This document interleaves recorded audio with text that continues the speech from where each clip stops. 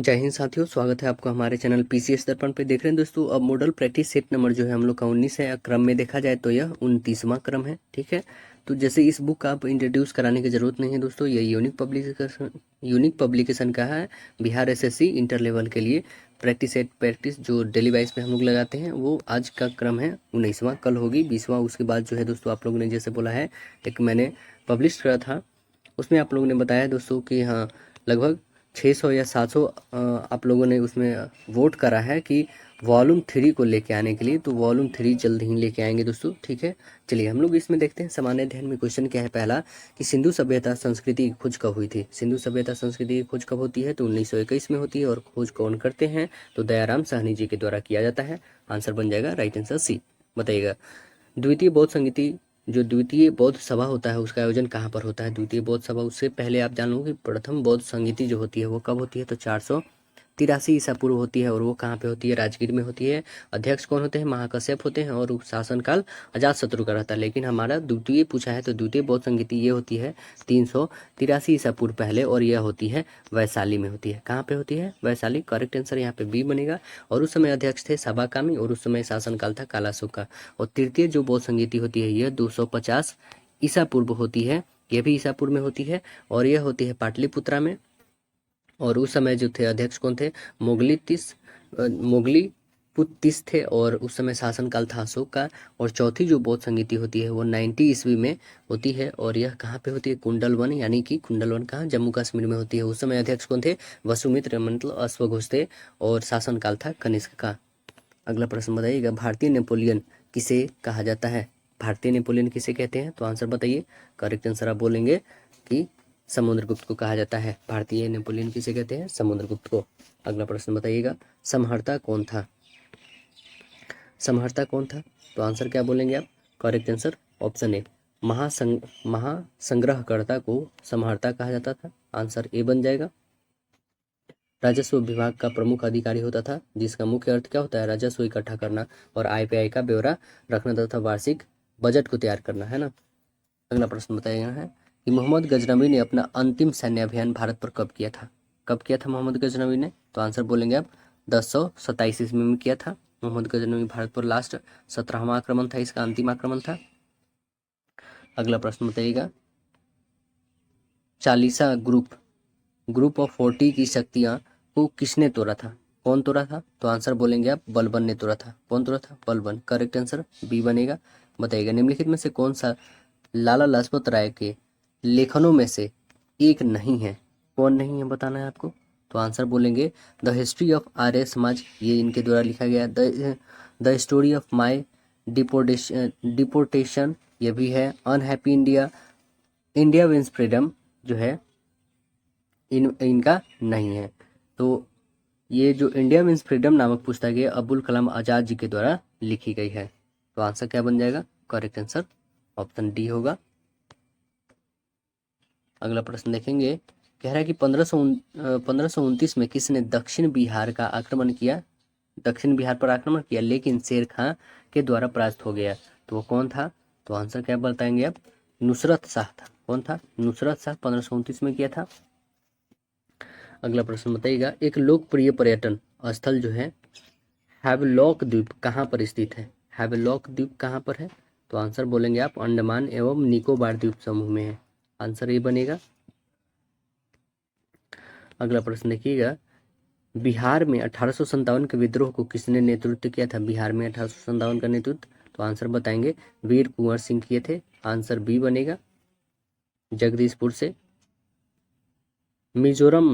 मिजोरम के पारंपरिक जो है बांस नृत्य को क्या कहा जाता है। बांस नृत्य को क्या कहते हैं, तो चिराव कहते हैं। आंसर सी बनेगा, क्या कहते हैं, चिराव।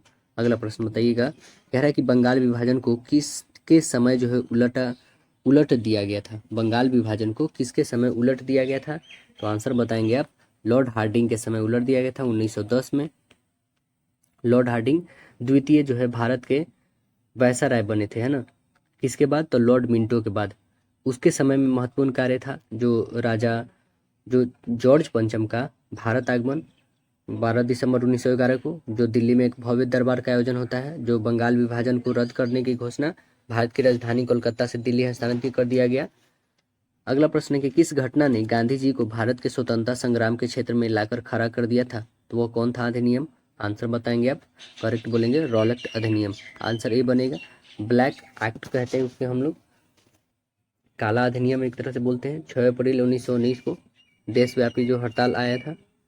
अगला प्रश्न बताइएगा, कह रहा है कि 1946 से लेकर 1950 के दौरान संविधान सभा के अध्यक्ष कौन थे? कौन थे? तो आप बताएंगे राजेंद्र प्रसाद जी थे। करेक्ट आंसर डी बनेगा, संविधान सभा के अध्यक्ष राजेंद्र प्रसाद जी। अगला बताइए, टाटा लौह एवं इस्पात कंपनी की स्थापना सिंह भूमि जिले जो है साकची में किस वर्ष किया गया था? कब किया गया था? तो आप बताएंगे 1907 ईस्वी में, झारखंड में, तत्कालिक जो बिहार राज्य पड़ता है वहाँ पे जमशेदपुर टाटा जी के द्वारा किया गया था। बताइए, भगवान बुद्ध ने ज्ञान प्राप्त करने के लिए लंबे वर्ष तक तपस्या और साधना की व्यतीत किए थे, कहाँ पर किए थे? तो आंसर बताएंगे आप, गया में। आंसर डी बनेगा, गया में किया था। अगला प्रश्न, और 6 वर्ष की कठिन तपस्या के साथ उनको क्या हो जाती है? ज्ञान की प्राप्ति हो जाती है। पीपल के वृक्ष के नीचे, जो गौतम बुद्ध से नाम से प्रसिद्ध हो जाते हैं। नील नदी किस जो है महाद्वीप में प्रवाहित होती है? नील नदी बताना है आपको, किस महाद्वीप में प्रवाहित होती है? तो आंसर आप बताएंगे अफ्रीका महाद्वीप में। करेक्ट आंसर ए बनेगा, विश्व की सबसे लंबी नदी है। आगे बताना है आपको, निम्नलिखित सागरों या महासागरों में कौन सा पनामा नहर के द्वारा जुड़ी हुई है? कौन पनामा नहर जुड़ी हुई है? तो अटलांटिक महासागर तथा प्रशांत महासागर यह जुड़ी हुई है पनामा सागर के द्वारा, यह जो है पनामा नहर द्वारा जुड़े हुए हैं। अगला बताना है आपको क्वेश्चन, दल बदल विरोध कानून से संविधान का कौन सा संशोधन संबंधित है? तो वह कौन सा संशोधन है? आंसर बताएंगे आप, करेक्ट आंसर सी, 52वां संविधान संशोधन है। कब आया था? तो 1985 में आया था, 1985 में आया था। अगला प्रश्न है कि विश्व नर्स दिवस कब मनाते हैं? विश्व नर्स दिवस कब मनाया जाता है? तो आंसर बताएंगे 12 मई को। करेक्ट आंसर बी बनेगा, 12 मई को मनाया जाता है। निम्नलिखित में कौन सा यूरोप के रूड प्रदेश का एक प्रमुख उद्यम है? प्रमुख उद्यम बताइए, यूरोप के रूड प्रदेश का एक प्रमुख उद्यम क्या है? तो आंसर बताएंगे आप, औद्योगिक उद्यम है। करेक्ट आंसर सी बनेगा, औद्योगिक उद्यम, जहां कई प्रकार की खनिज आधारित उद्योग स्थापित है। भारत में निम्नलिखित में से पर्वतों का उत्तर से दक्षिण की ओर हमें सही क्रम में बताना है। कहाँ? उत्तर से दक्षिण की ओर, मतलब ऊपर से नीचे की तरफ बताना है। तो सबसे पहले हिमालय, हिमालय के बाद क्या है? हिमालय फिर विंध्यन, फिर सतपुरा, फिर नीलगिरी। तो आंसर क्या बन जाएगा? करेक्ट आंसर ऑप्शन ए बनेगा। अगला प्रश्न है कि पाक जल संधि किसके मध्य स्थित है? पाक जल संधि किसके मध्य स्थित है?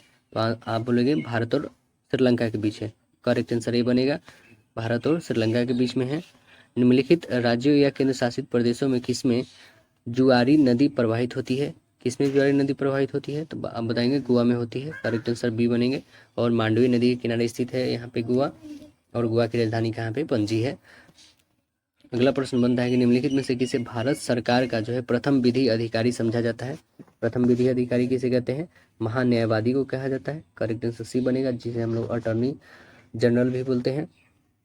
अगला क्वेश्चन आता है, निम्नलिखित कमेटियों में से कौन सी एक पंचायती राज संस्था से संबंधित नहीं है? पंचायती राज संस्था से कौन संबंधित नहीं है?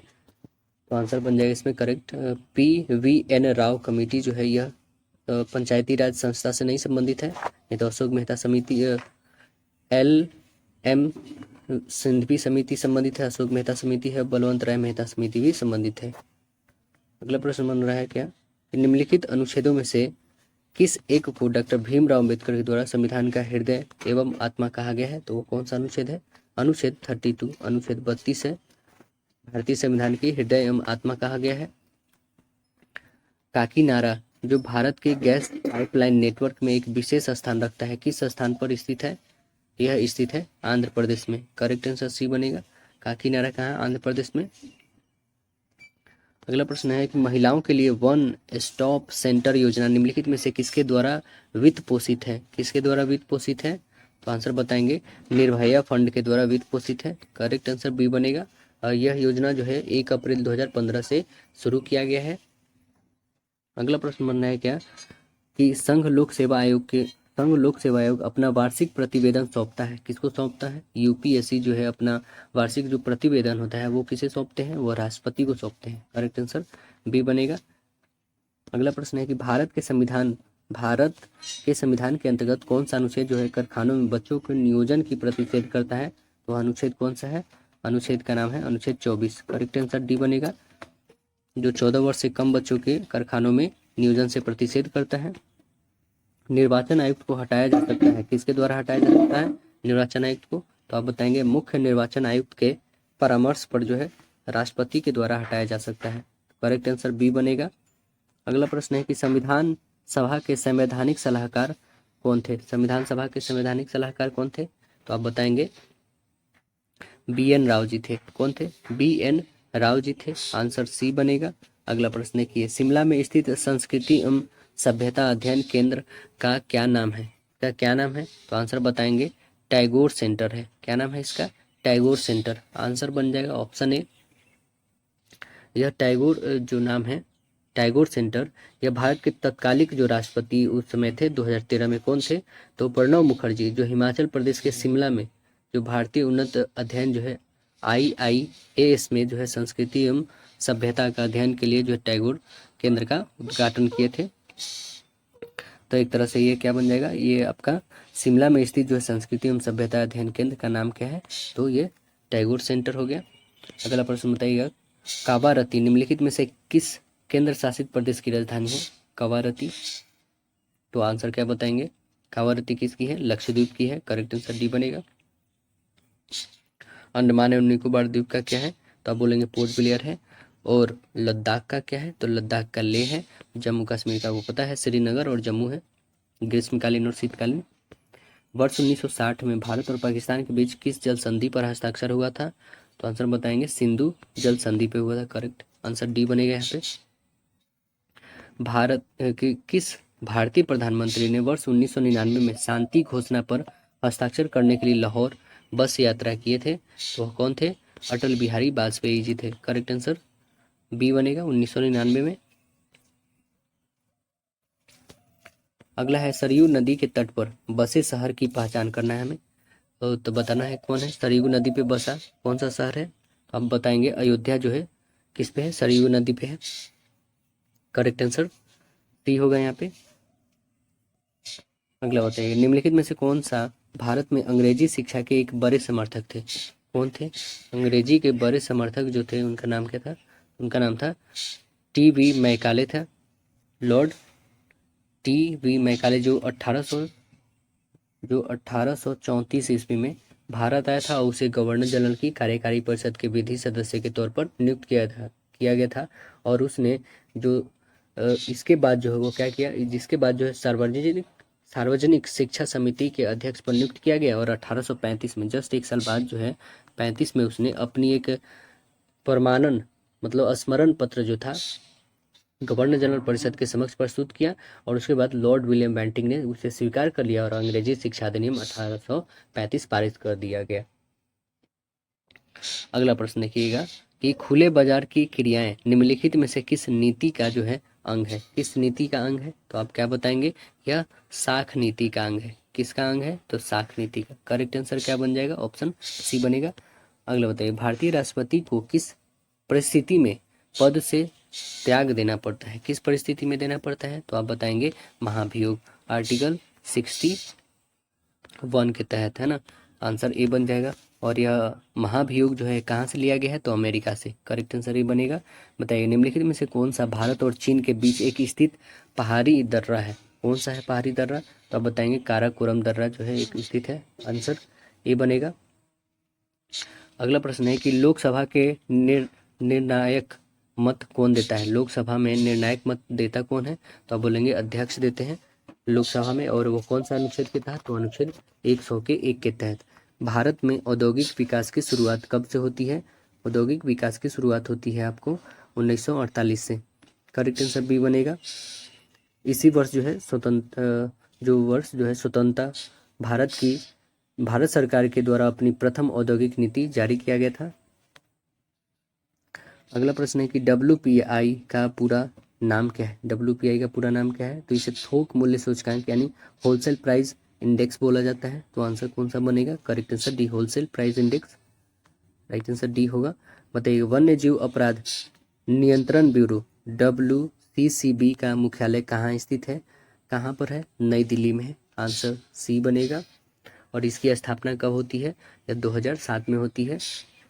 ये वन्य जीव संरक्षण अधिनियम 1972 की धारा 38 के 2 के तहत जो ब्यूरो अपराधों को गिरफ्तार करने हेतु संगठित वन्य जीव अपराध गतिविधि से संबंधित सूचना जानकारी इकट्ठा करने और उसका विश्लेषण करने व राज्यों और अन्य जो है प्रवर्तन एजेंसी को प्रेषित करने के लिए है। अगला बताना है कि भारत में योजना बनाने की नीति बनाई गई है, अपनाई गई थी। किनके द्वारा अपनाई गई थी योजना बनाने की नीति? तो आप बताएंगे जवाहरलाल नेहरू जी के द्वारा। आंसर ये बनेगा। जो स्वतंत्रता के बाद राष्ट्रीय योजना आयोग का गठन इसी उद्देश्य से किया गया था। जनसंख्या में बिहार देश है, क्या है? भारत का सबसे बड़ा राज्य, भारत का दूसरा सबसे, भारत का तीसरा सबसे, चौथा। आंसर बनेगा करेक्ट आंसर सी, तीसरा सबसे बड़ा राज्य है। पहला कौन है? यूपी, सेकंड महाराष्ट्र और थर्ड में है ऑप्शन सी। भारतीय संविधान में जो है संघ की कार्यपालिका शक्ति किसमें निहित है? भारतीय संविधान में संघ की कार्यपालिका शक्ति किसमें निहित है? तो यह राष्ट्रपति में निहित है। ऑप्शन सी बनेगा। अनुच्छेद 53 के तहत बिहार की जनसंख्या कितना से अधिक है? कितना से अधिक है? तो अब तो 12 करोड़ से भी अधिक हो गई है। करेक्ट आंसर डी बनेगा। देखिए दोस्तों, ये जो बिहार की जनसंख्या है डैश से अधिक है। देखिए जो मैंने अभी 12 करोड़ समथिंग मतलब 12 करोड़ से अधिक बताया, ये जातीय जनगणना अभी जो हुई है 2023 में, इसके अकॉर्डिंग मैंने बताया है ना। लेकिन जो आपको क्या रखना है दोस्तों, 2024 में हुई उसके अकॉर्डिंग मैंने बताया। लेकिन जो है अभी हमें क्या रखना है, तो 2011 के अकॉर्डिंग ही रखना है ना। क्योंकि 2026 में जनगणना होने वाली है दोस्तों, तो वो जब आएगी उसके बाद ना उसके डाटा ज्ञात करेंगे। तो 2011 के अनुसार जो हम लोग की कितनी है, तो आंसर सी होगा। करेक्ट आंसर क्या बन जाएगा? ऑप्शन सी होगा। अगला जो सेक्शन आता है वो क्या है? सामान्य विज्ञान एवं गणित। तो देखिए इसमें पहला प्रश्न क्या बनता है आपका, जब लोहे की कील में जंग लगती है तब आयरन ऑक्साइड बनता है ना। ऐसी स्थिति निर्माण होती है, ऐसी स्थिति निर्माण होती है तो कील के भार में क्या हो जाती है? बढ़त के साथ होती है। करेक्ट आंसर सी बनेगा। वाकई में वजन बढ़ जाती है, आयरन ऑक्साइड बनता है। अगला बताइएगा, प्रकाश वर्ष जो है इकाई है, किसका इकाई है बताना है आपको? तो यह दूरी की है। आंसर बनेगा बी, लाइट ईयर डिस्टेंस का यूनिट है। अगला बताना है आपको कि 3 धनात्मक संख्याओं में से किन्हीं 2 संख्याओं का औसत तीसरी संख्या में जोड़ा जाता है तो परिणामी योगफल जो है 154, 148 और 132 प्राप्त होता है। तो तीनों जो है 3 मूल संख्याओं का औसत कितना होगा, ये हमें बताना होगा। तो कितना हो जाएगा? तो हम मान लेते हैं संख्याएं ए और बी और सी है, ठीक है। चलिए अब इसे सॉल्व करके देखते हैं कितना आ रहा है। तो ए और plus B by 2 plus C equal कितना हो रहा है? 154 हो रहा है, ठीक है। तो यहाँ से सॉल्व करें, ए प्लस बी प्लस 2 सी होगा, इक्वल कितना हो जाएगा? 308 गुना कर दोगे तो, ठीक। अब क्या आ जाएगा? बी प्लस सी बाई 2 और प्लस ए इक्वल कितना हो जाएगा? 148। अब इसकी बारी, ठीक है। इसे आप इक्वेशन 1 कर सकते हो। अब इसे सॉल्व करोगे तो इससे भी एक इक्वेशन निकलेगी, तो वो क्या आ जाएगा आपके पास? वो आएगा 2a plus B plus C equal आएगा 296। ये सेकेंड इक्वेशन आ गया, ओके। अब थर्ड इक्वेशन के लिए क्या है? तो आपका c प्लस ए बाई 2 और प्लस बी इक्वल 132 होगा। इसे सॉल्व करो तो a plus 2b plus C equal आ जाएगा 264। ये आपका थर्ड इक्वेशन हो गया, है ना। अब देखो फर्स्ट, सेकेंड और थर्ड तीनों समीकरण को हम लोग ऐड करते हैं तो क्या हमारे पास मिलेगा? सभी में ये दिख रहे हैं ना, तो सभी को हम लोग ऐड करेंगे तो आपके पास मिलेगा 4a plus B plus C equal, आप सभी को उधर को ऐड कर दोगे तो 868 होगा, ठीक है। 4 से काट के देखो कटने वाला है क्या? 4 2 जा 8, 4 1 जा 4 और 4 7 जा 28, बिल्कुल कटेगा 4 से। 4 1 जा 4 और 4 2 जा ना, 4 2 जा 8 होगा, 4 1 जा 4 और 4 7 जा 28। तो हमारे पास a प्लस बी प्लस सी की वैल्यू कितनी आ गई? 217 आ गया। तीनों संख्याओं का औसत, तो यानी 3 से डिवाइड कर दो, इसको काट दो, कटने वाली होगी तो कितने टाइम्स में? 7 3 जा 21 और 3 2 जा 6, 72 होल 1/3, 72 होल 1/3 देखिए कौन सा है? तो ऑप्शन नंबर आपका पी है। अल्फा कण में 2 धनात्मक आवेश चार्ज होते हैं, इनका द्रव्यमान निम्नलिखित में से 1 के लगभग बराबर होता है। किसके बराबर होता है? तो आप बोलेंगे हीलियम के 1 परमाणु के द्रव्यमान के बराबर होता है। करेक्ट आंसर बी बनेंगे।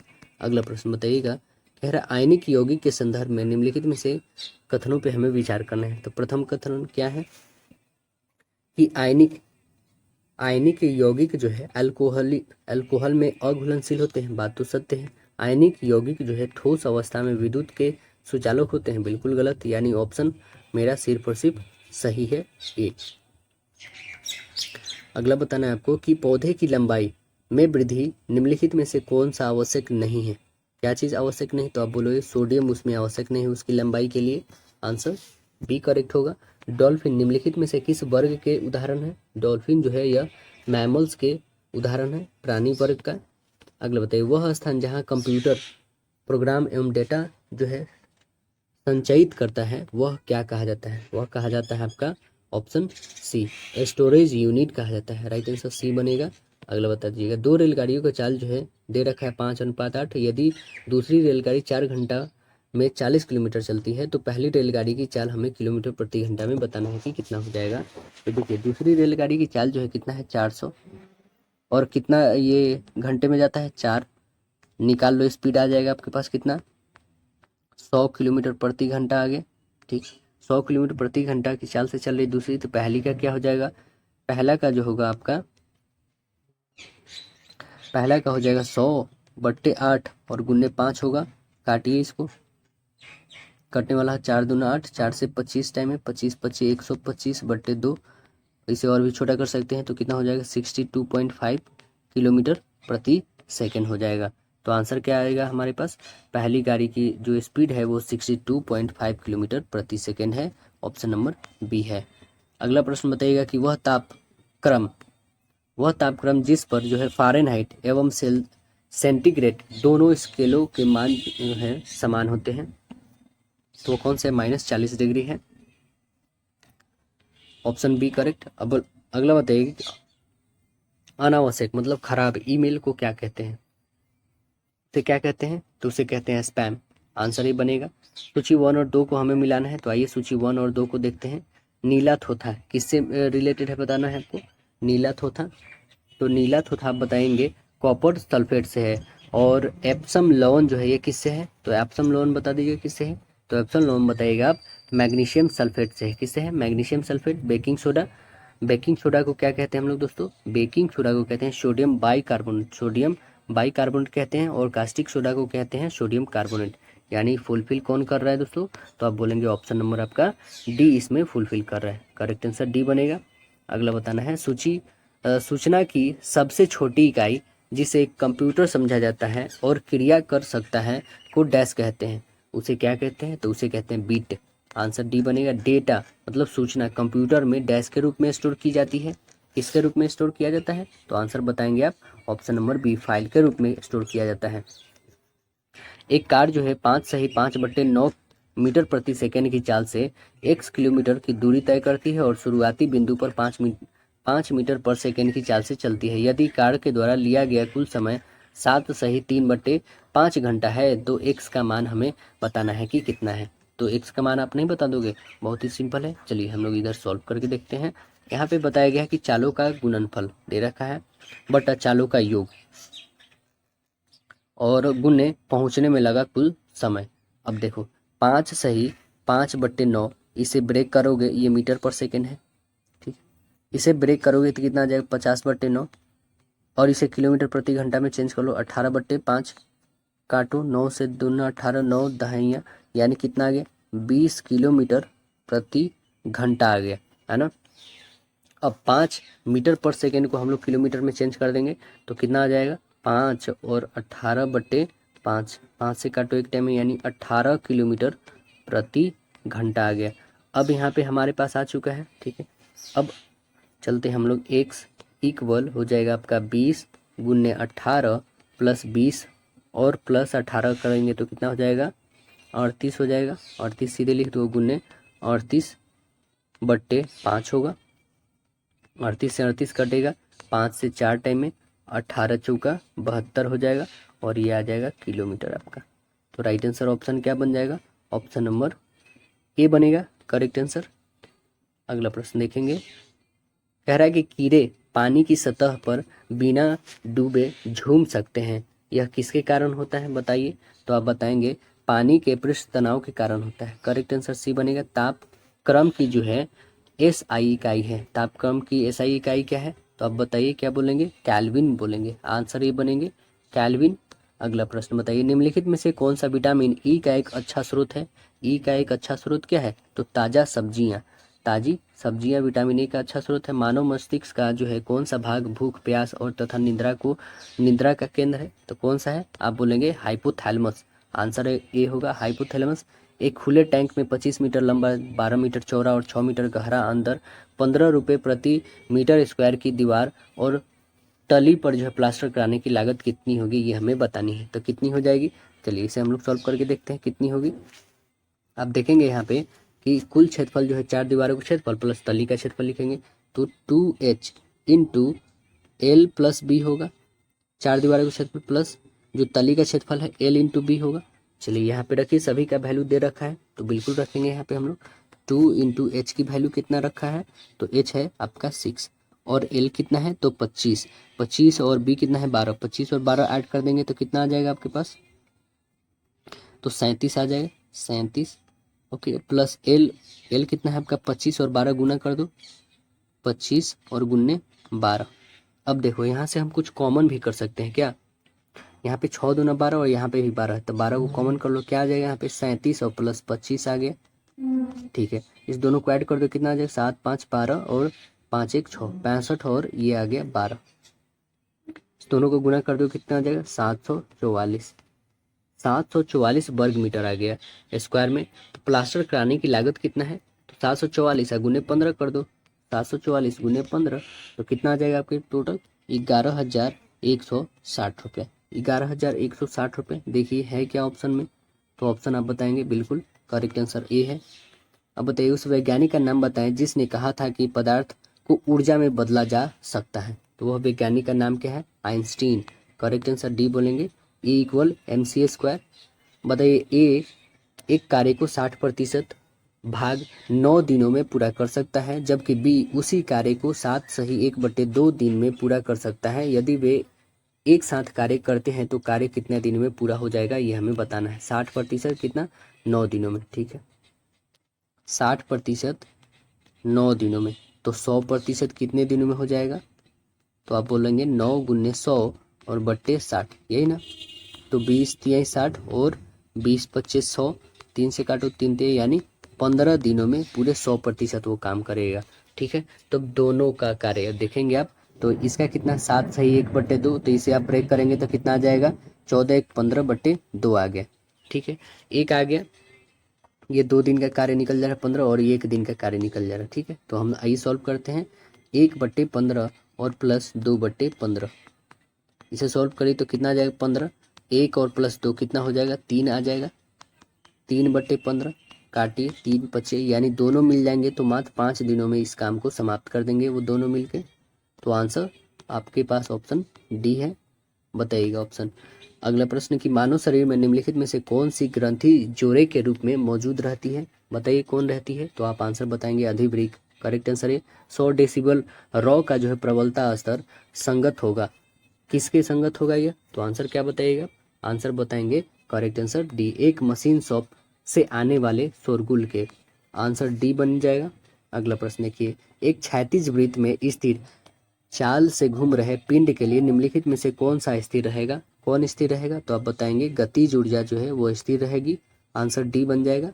अगला देखिए, कुकिंग ताप पर स्थित रहने वाला जो है क्लोरीन युक्त जो कृत्रिम स्वीटनर है जिसका रूप तथा स्वाद जो है शक्कर की तरह होता है, निम्नलिखित में से कौन सा है, वो कौन सा है, तो आप बताएंगे सुक्रोज है। कौन सा है, सुक्रोज है। करेक्ट आंसर सी बताएंगे। अगला बता दीजिएगा, निम्नलिखित में से कौन सी एंटीबायोटिक नहीं है, एंटीबायोटिक कौन नहीं है, तो आंसर क्या बताएंगे, ऑक्सीटोसिन जो है एंटीबायोटिक नहीं है यहाँ पे। ऑक्सीटोसिन एक जो है पेप्टाइड हार्मोन है जो और बाद बाकी सभी क्या है, एंटीबायोटिक है ना। अगला बताइए, हेपेटाइटिस बी विषाणु का उद्भवन काल कितने दिनों का होता है। विटामिन हेपेटाइटिस बी विषाणु का जो है उद्भवन काल होता है कितने दिनों का, तो आप आंसर बताएंगे 30 से 180 दिन का होता है। जैसे आरबीसी का कितना होता है आपको पता होना चाहिए, 120 दिन होता है ना। डब्ल्यूबीसी का 2 से 4 दिन। एक घड़ी का विक्रय मूल्य 1056 रुपया है और लाभ 10% है, तो विक्रय मूल्य 800 रुपया है, तो हानि कितना प्रतिशत होगा। यदि एक विक्रय मूल्य जो है 1056 है तो उसका लाभ 10% है, यदि वो विक्रय मूल्य 800 कर दे तो उसका हानि कितना हो जाएगा।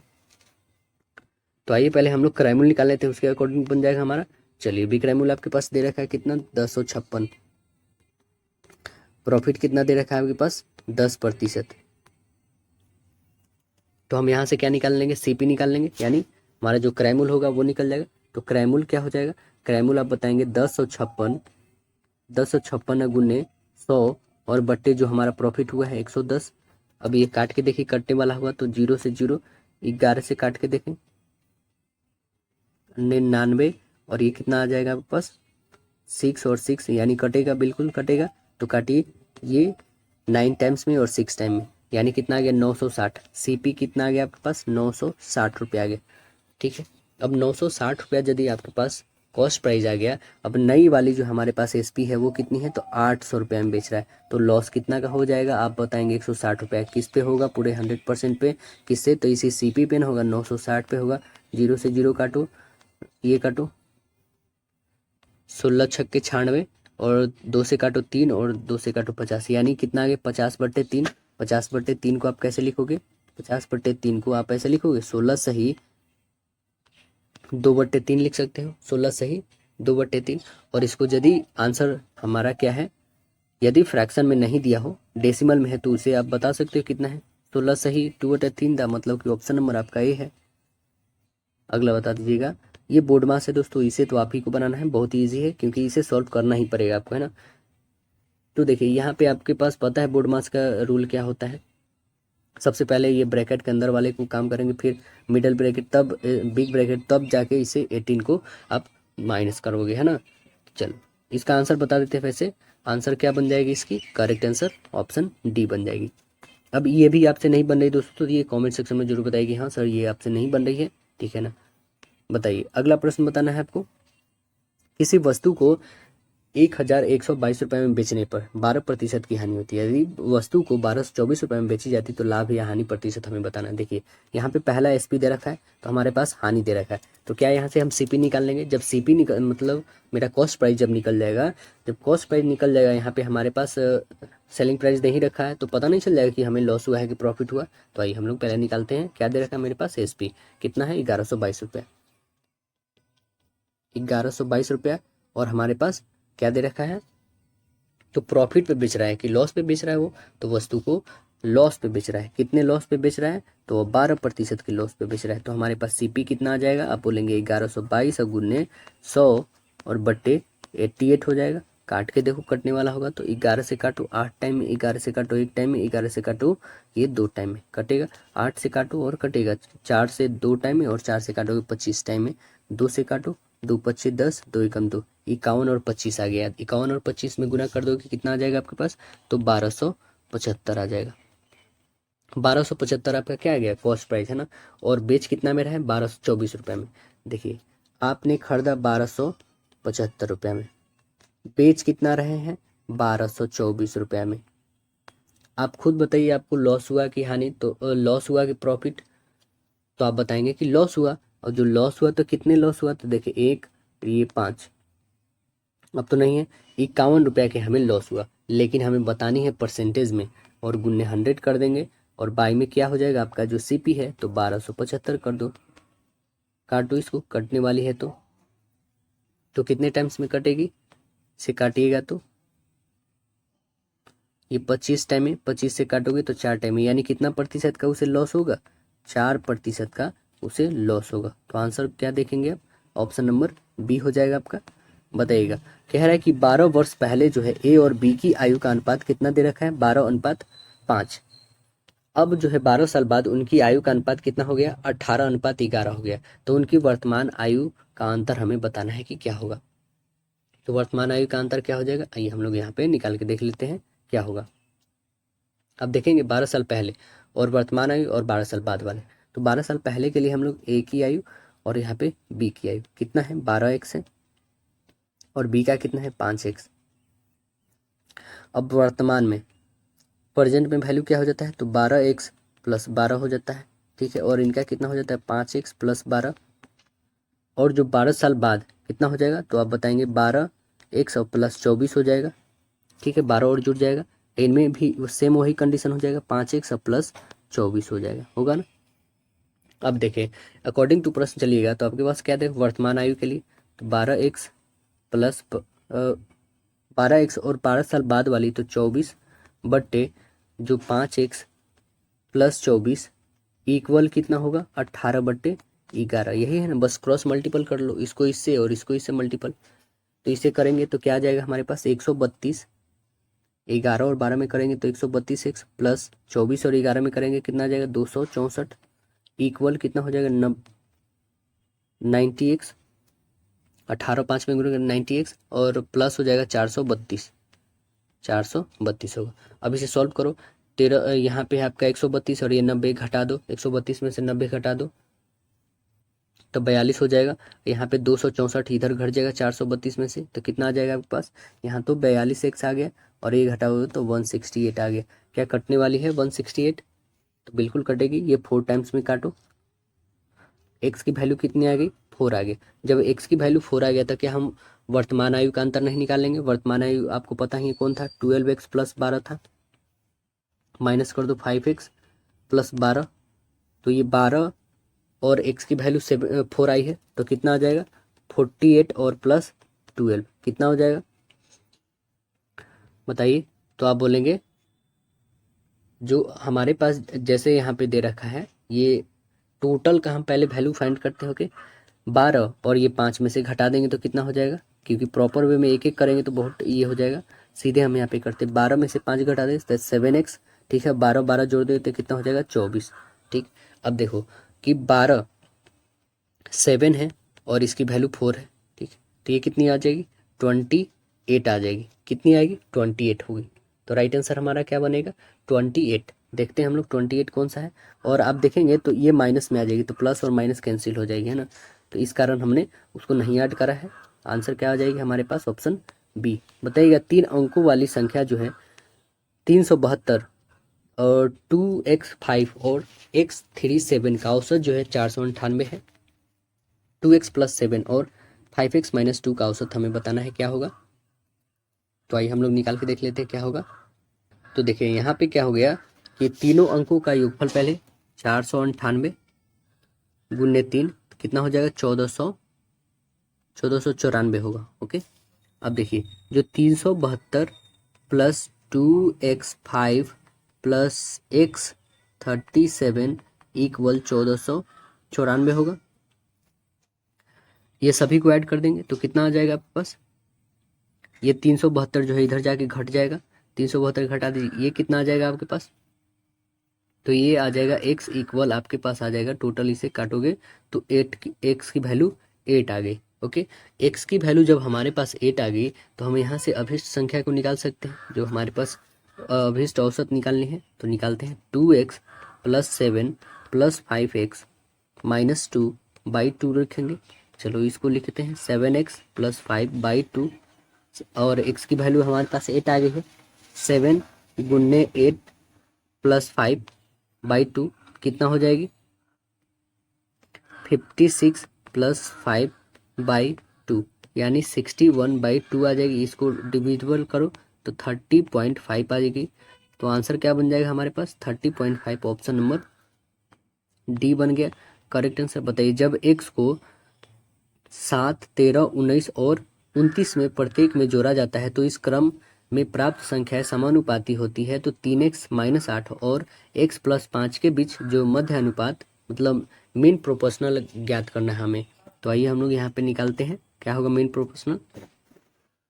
दे क्या रखा है x equal 7 into 29 minus 13 into 19 है ना, और डिवाइडेड बाई 13 और 19 को जोड़ दो तो कितना हो जाएगा 32 माइनस और 7 गुने 29 कर दो तो कितना हो जाएगा 36। यहाँ पे टोटल आएगा हमारे पास। अब देखो यहाँ पे अब सॉल्व करते हैं तो कितना आ जाएगा 203 माइनस 247 बट्टे 32 माइनस 36 होगा, 32 माइनस 36, और यहाँ पे था हम लोग का 7 प्लस 29 था, ऐड करने से इस कारण 36 आया है। अब देखिए यहाँ पे हम सॉल्व करते तो कितना हो जाएगा, 32 में से 36 घटाएंगे तो -4 आएगा, और ऊपर में घटाएंगे तो 44, 44/4 ये कटेगा तो कितना आएगा, 11 आ गया। हमें मध्य अनुपाती निकालनी है ना, तो 11 आया है अभी तक। मध्य अनुपात क्या हो जाएगा, तो √3x - 8 इंटू x + 5, इसे फाइंड करो। x की वैल्यू 11 आ चुकी है, 33 में से 11 जाएगा, 33 और -8 यानी कितना हो जाएगा, 25, और गुन्ने आपके पास यहाँ पे 11 और 5 कितने हो जाएंगे, 16, इसका कितना होता है 5, और गुन्ने इसके होते हैं 4, मतलब टोटल आ जाएगा 20। आंसर क्या बन जाएगा, राइट आंसर ऑप्शन सी। अगला प्रश्न बताना है आपको, कह रहा है दिए गए आंकड़े का बहुलक एवं माध्यिका का माध्य हमें ज्ञात करना है। तो आइए हम लोग माध्यिका का माध्य ज्ञात कर लेते हैं, क्या हो जाएगा। टोटल नंबर को हम लोग पहले क्या करते हैं, अरेंज कर लेते हैं, ठीक है ना।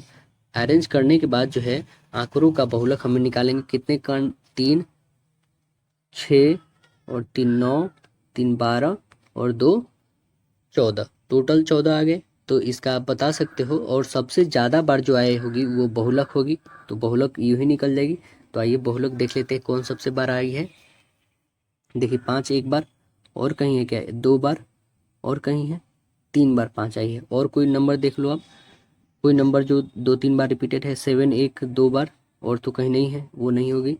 और 4 को देख लेते हैं हम लोग, 4 नहीं है। 3 को 1 टाइम्स और 2 टाइम्स ही, मतलब सभी 2 टाइम्स, बट एक 5 ही जो है 3 टाइम्स आ रहा है, मतलब कि हमारा बहुलक तो निकल गया, ठीक है। हमें और भी निकालना है, माध्यिका भी, मतलब कि जब बहुलक हमारा 5 है तो वो कन्फर्म है कि माध्यिका भी 5 ही आएगा। क्यों, क्योंकि आंसर हमारा बहुलक और माध्यिका का अच्छा, बहुलक और माध्यिका का माध्य फाइंड करना है दोस्तों। तो बहुलक हमारे पास कितनी आ गई, 5, ठीक है। अब चलिए माध्यिका, माध्यिका निकाल लेते, टोटल 14 है, तो 14 है, ये एक सम संख्या है, तो हमारा माध्यिका क्या आ जाएगा, तो 14/2 और प्लस 11वां, एक मतलब 1वां पद, तो 7वां और प्लस 8वां पद, तो 7वां पद हमें पहले अरेंज करना होगा, है ना। तो अरेंज करके 7वां प्लस 8वां लिखोगे, 7वां में आएगा 5 और 8वां में आएगा 6, दोनों को ऐड करके 2 से डिवाइड, 11/2 करेंगे तो कितना आ जाएगा, 5.5। ये आ गया आपका माध्यिका आ गया, ठीक है। अब माध्यिका और बहुलक निकल चुका है, अब हमें निकालना है इस दोनों का माध्य, तो दोनों को ऐड कर दो तो कितना हो जाएगा, 10.5। 10.5 को आपको 2 से डिवाइड कर देना है, काटो इसे, तो कितना आ जाएगा, 5.25। तो करेक्ट आंसर आपका राइट आंसर डी बन जाएगा। अगला प्रश्न देखेंगे, ये बोर्ड मास है दोस्तों, यहाँ पे आप बता दोगे क्या हो जाएगा। इसको पहले इससे डिवाइड करना है, यहाँ पे बट्टे में 144 लिखना है आपको, है ना, और इसे काटना है, कटने वाली हुए तो 4 × 12 और 3 × 24, 3 चौक 12 और 3 × 24, ये कटेगा 48 टाइम में, और ये भी कटने वाला है, तो काट सकते हैं इसे भी, है ना। और काटने के बाद जो भी बचा आपके पास 13 और -2 बचा, है ना, प्लस में 13 -2, इसे काटेगा तो कितने टाइम्स, 45 टाइम्स में कटेगा, 45, है ना, और प्लस 13 और -2, इस दोनों को ऐड कर दो, कितना आ जाएगा, तो 58 में से आपको 12 घटा देनी है, तो कितना आ जाएगा, तो 58 में से 12 घटा दोगे आप तो 6 और ये 4, मतलब 46। ऑप्शन में तो 46 है नहीं, तो गलत क्या हुआ यहाँ पे, देखेंगे हम लोग थोड़ा, यहाँ पे या तो काटने में ही गलत हुई होगी। देखें 144 थी हमारे पास, तो 3 से काटेंगे, 3 चौक 12 और 2, 3 × 24, अच्छा 48 आ रही है ना हमारे पास। 48 जो है हमारे पास, 48 को यदि हम लोग डिविजिबल करते हैं किससे, 2160 को, तो कितने टाइम्स में कटेगी इसे, तो इसे हम लोग काटेंगे 45 टाइम्स में कटेगी, कितने टाइम्स में, 45 टाइम्स में कटेगी। 45 और प्लस 13 ऐड करें, तो 45 और प्लस 13 कितनी हो जाएगी, 8 और ये 5, 58 में से 2 घटा दो, 56, तो आंसर कौन सी बन जाएगी हमारे, ऑप्शन नंबर सी। यही मिस्टेक हो रही थी। नेक्स्ट देखिए, दो संख्याएं जो है 88 और 33 है, जिनका महत्तम समापवर्तक 11 है, उनका लघुत्तम समापवर्तक हमें ज्ञात करना है, तो एलसीएम हमें निकालनी है। पहली संख्या गुने दूसरी संख्या बराबर एलसीएम इंटू एचसीएफ होता है, आपको पता होना चाहिए। तो 88 यहाँ पे यहीं पे बन जाएगा, देखिए 88 और गुने 33, जिनका एचसीएफ कितना है 11/11 कर दो, यहाँ पे एलसीएम हो जाएगा, 11 से काट तो 8 तय में कितना हो जाएगा, 8 तरीका 24 और 24 और 2 26, यानी आंसर बन जाएगा ऑप्शन ए। नेक्स्ट बताइएगा, कह रहा है कि वस्तु का अंकित मूल्य उसके क्रय मूल्य का 150%, यदि 20% की छूट दी जाती है तो लाभ प्रतिशत हमें बताना है। तो क्या हो जाएगा, आइए हम लोग बनाते हैं। मान लेते हैं क्रय मूल्य 100 रुपये है तो अंकित मूल्य 150 रुपये है ना, बढ़ रहा है अंकित मूल्य और 20% छूट दे रहा है, तो मतलब कि क्या हो जाएगा 150 बट्टे, देखिए यहाँ पे बना के देखते हैं हम लोग।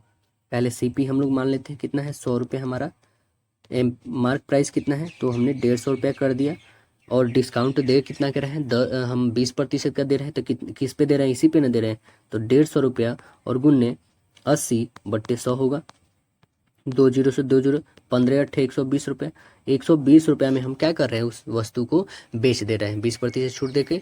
तो लाभ हमारा कितना हो गया, हमने 100 में खरीदा था, 20 में 120 में बेच रहे हैं, 20 रुपया का लाभ हो गया है ना। तो ये 20 रुपये का लाभ हुआ, यानी प्रतिशत में बताना होगा तो कितना होगा, 20% करना होगा, क्योंकि 100 का 20% 120, तो आंसर क्या हो जाएगा, ऑप्शन नंबर डी होगा। अगला बताइएगा, 150 और 300 के बीच कितनी संख्याएं जो है 7 से विभाज्य है, 7 से विभाज्य है, वो कितनी संख्या है, तो आप बताएंगे कि 154 है, एक डिविजिबल है, और ऐसे करेंगे तो 294 भी है जो 7 से डिविजिबल है, ठीक है।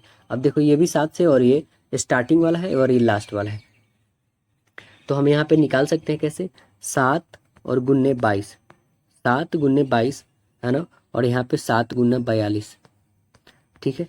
कुल जो है विभाज्य संख्या कितनी आ जा रही है हमारे पास, तो आप बताएंगे टोटल जो आ रहा है आपके पास 21 आ रहा है, तो आंसर क्या बन जाएगा, ऑप्शन नंबर बी। अगला प्रश्न बताइएगा, कह रहा है कि एक मालगाड़ी के स्टेशन पार करने के 2 घंटे बाद उसके पीछा करते हुए एक रेलगाड़ी 63 किलोमीटर प्रति घंटा गति से यात्रा करते हुए उसी स्टेशन को पार किया। यदि स्टेशन पार करने के 7 घंटे बाद रेलगाड़ी मालगाड़ी से आगे निकल जाती है तो मालगाड़ी की गति हमें बतानी है कि कितनी होगी। चलिए हम लोग मालगाड़ी की गति बताते हैं कितनी। हम मान लेते हैं मालगाड़ी की गति कितनी है, 1 किलोमीटर प्रति घंटा है, 1 किलोमीटर प्रति घंटा है, ठीक। अब जो है हमारे पास मालगाड़ी के द्वारा लिया गया समय वो कितना है, तो 7 घंटा तो लिया जाता, फिर 2 घंटे बाद यानी 9 घंटे में तय करती है, तो रेलगाड़ी द्वारा 7 घंटे में तय कर ली जाती है। रेलगाड़ी द्वारा कितने घंटे में, 7 घंटे में, और ये 9 घंटे में, ठीक है। तो 9x इंटू 7 इंटू 63, अब इसे काट के देखो, 9 से कटेगी, बिल्कुल कटेगी, कितने टाइम्स में, 7 टाइम्स में, यानी x की वैल्यू आपके पास आ गई 49 किलोमीटर प्रति घंटा जो आ गई आपके पास किसकी, तो रेल मालगाड़ी की स्पीड आ गई। ऑप्शन नंबर आपका सी करेक्ट आंसर हो गया।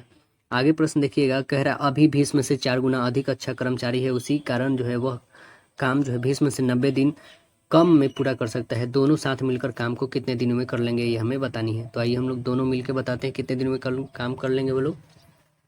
अभी और भीष्म की क्षमता जो है 4:1 है, ठीक है, 4:1 है। समय का अनुपात क्या हो जाएगा, 1:4 हो जाएगा। अभी को काम पूरा करने में लगा समय कितना हो जाएगा, 90, और बट्टे 4 में से 1 घटा दीजिए तो 3, और गुने 1, 3 से घटाओ 30, यानी कि 30 दिन, ठीक है। ये किसका है, तो अभी का, ये याद रखिए किसका है, अभी का है। अब निकालते हैं हम लोग भीष्म का। भीष्म का भी टोटल 90 है, 4 में से 1 घटा दो तो कितना आ जाएगा, 3, और गुने 4, काटो इसको 3, 3 चौका 120 दिन लगेगा, ठीक है। भीष्म को दोनों साथ में मिलके करेंगे तो कितना हो जाएगा, 30 और गुने 120, अब बट्टे आपको ऐड कर देना होगा, 120 और 30 ऐड करोगे तो 150, काटो इसको 0 से 0, 15 से काटो 2 टाइम में, मतलब 12 दूना 24, 24 दिनों में जो है दोनों मिलके काम को खत्म कर देंगे। तो ऑप्शन नंबर कौन सा बन गया, राइट आंसर ऑप्शन सी हो गया।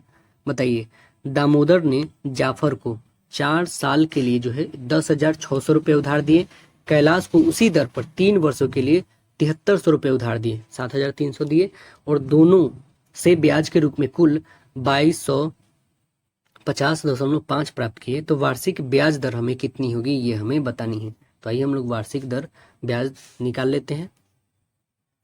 चलिए इसे बना कर देखते हैं क्या आंसर आने वाली है।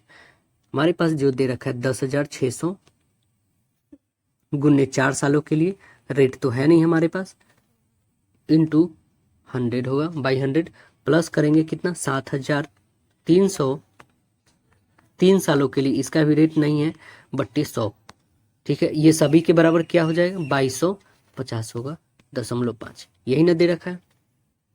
चलिए इसे सॉल्व करते हैं।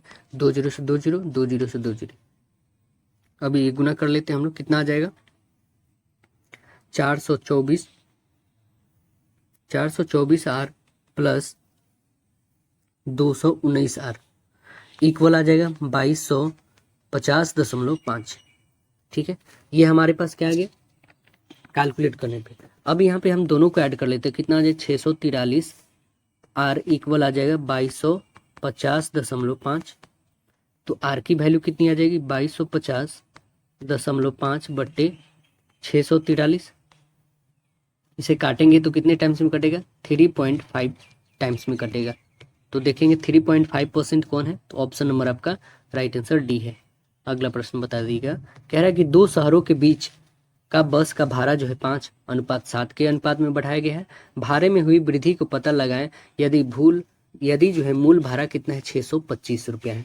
तो देखिए भूल कितना हो गया है, ये था कितना 7 और 5 का रेशियो, 7 में से 5 घटा दो बट्टे 5 होगा, और गुणने कितना है 625 है, 625 रखो 5 से काटो, 5 एकम 5 और 5 दूना 10, 5 एकम 5 और ये घटा दो 2, यानी 125 गुने 2 करोगे तो 250। ऑप्शन नंबर डी बन जाएगा। बताना है कि एक कंपनी ने लगातार 11 साल का औसत राजस्व जो है 66 लाख है।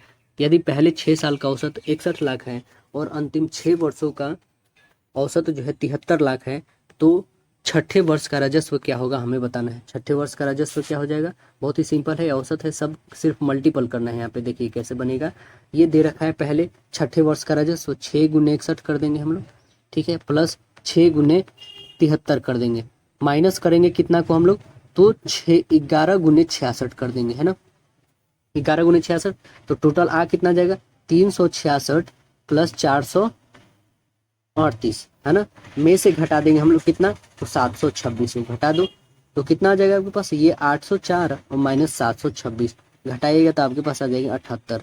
आंसर क्या बन जाएगा 78 लाख रुपया।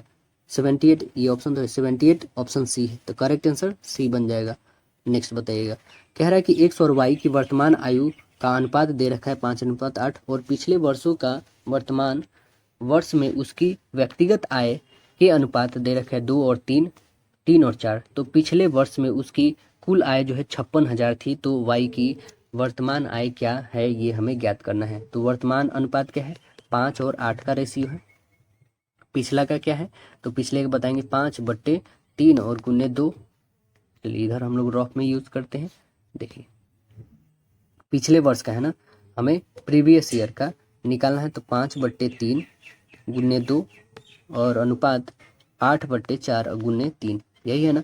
देखो काट के 10/3 आएगा और इसे करोगे तो कितना 24/4, यानी इसे काट सकते हो 2, तो आपके पास आ जाएंगे 4 से 2 टाइम में करो, ठीक है, तो आपके पास आ जाएंगे ये 6 और इसे करोगे 2 टाइम्स और ये आपके आ जाएंगे 3 2 जा 6। अब ये कटने वाला है तो बिल्कुल काट सकते हो, नहीं कटने वाला है तो नहीं काट सकते हैं, ठीक है ना। चलिए ये तो अब दिख नहीं रहा, 5 2 जा 10 और बाई 3 आ गई और इतना कि इतना रह गया। अब देखेंगे हम लोग पिछले वर्ष में जो निकाले हैं उसका निकाल के देखते हैं। यहाँ पे 56,000 जो है हमारे पास, ये कितना है 5 + 9 तो कितना हो जाएगा 16 और गुने 9, इसे काटो, 16 से कटेगा क्या यहाँ पे, तो वर्तमान आय जो होगी वो ये काटोगे तो आपके पास आ जाएंगे टोटल 3600 आ जाएगा, ठीक है, 36,000 आएगा, 3600 नहीं 36,000 आएगा।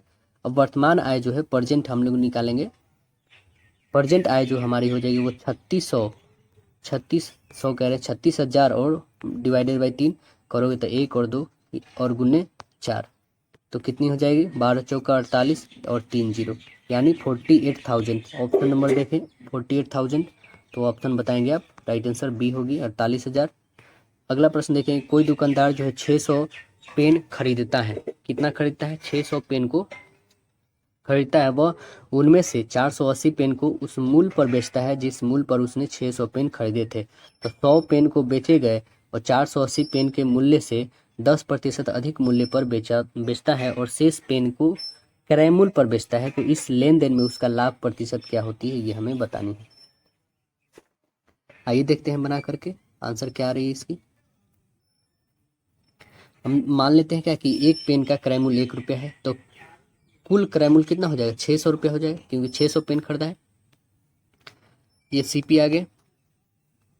कुल विक्रय मूल्य हम लोग निकालते हैं 600 और प्लस 100 गुन्ने 600 बट्टे 480 और गुन्ने 110 बट्टे 100 और प्लस हो जाएगा आपके कितना, तो 20 और गुन्ने 1, ये होगा आपका। चलो इसे सॉल्व करते हैं हम लोग, तो कितना आ जाएगा 600 और प्लस इसे आप काटोगे और भी काट सकते हैं इसे, तो कितना आ जाएगा 137.5 और इसे काटिएगा, है ना, तो आंसर आपके पास प्लस 20 रहेगा।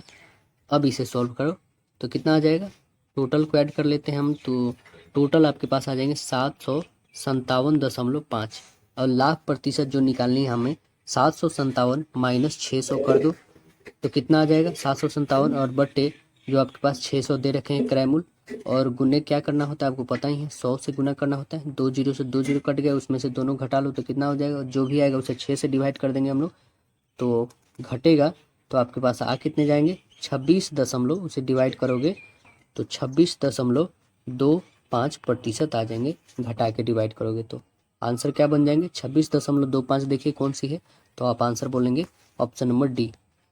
अगला बताना है, कह रहा है कि एक वृत्त की परिधि एक समबाहु त्रिभुज के परिमाप के बराबर है, यदि उस वृत्त की त्रिज्या 10.5 सेंटीमीटर है, तो समबाहु त्रिभुज की भुजा की लंबाई हमें बताना है कि क्या हो जाएगा। तो वृत्त की परिधि बराबर वृत्त का त्रिभुज का परिमाप है, तो आइए यहाँ पे बनाते हैं। कह रहा है वृत्त का परिधि 2 पाई आर होता है, 2 पाई आर बराबर जो है त्रिभुज का परिमाप है, त्रिभुज का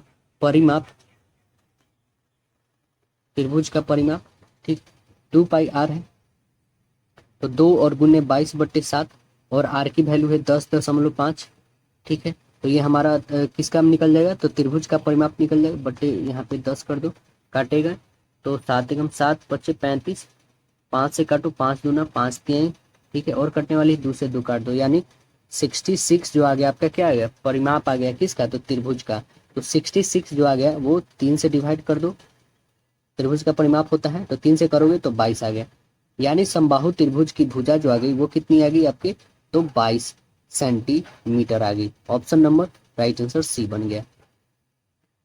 यदि किसी समकोण वृत्ताकार शंकु के वक्र सतह का क्षेत्रफल 3080 वर्ग सेंटीमीटर है और उसकी त्रिज्या 28 सेंटीमीटर है, तो आयतन हमें ज्ञात करना है कि कितना हो जाएगा। तो आपको पता है वक्र सतह का क्षेत्रफल होता क्या है, वक्र सतह का क्षेत्रफल होता है शंकु का पाई आर एल होता है। तो आइए हम लोग निकालते हैं, यहाँ पे दे रखा है हमारे पास क्षेत्रफल पाई आर एल मतलब 22/7, आर की वैल्यू कितनी है 28 और एल तो है नहीं, एल फाइंड करनी है 3080। चलिए इसे काट के देखते हैं हम लोग, 7 चौका 28, 4 से काटो तो कितने टाइम्स में कटेंगे 4 और 22, सीधे यहाँ पे 88 करना दो, ये हटा दो, सीधे 88 से काटो तो एल की वैल्यू आपके पास आ जाएंगे 35।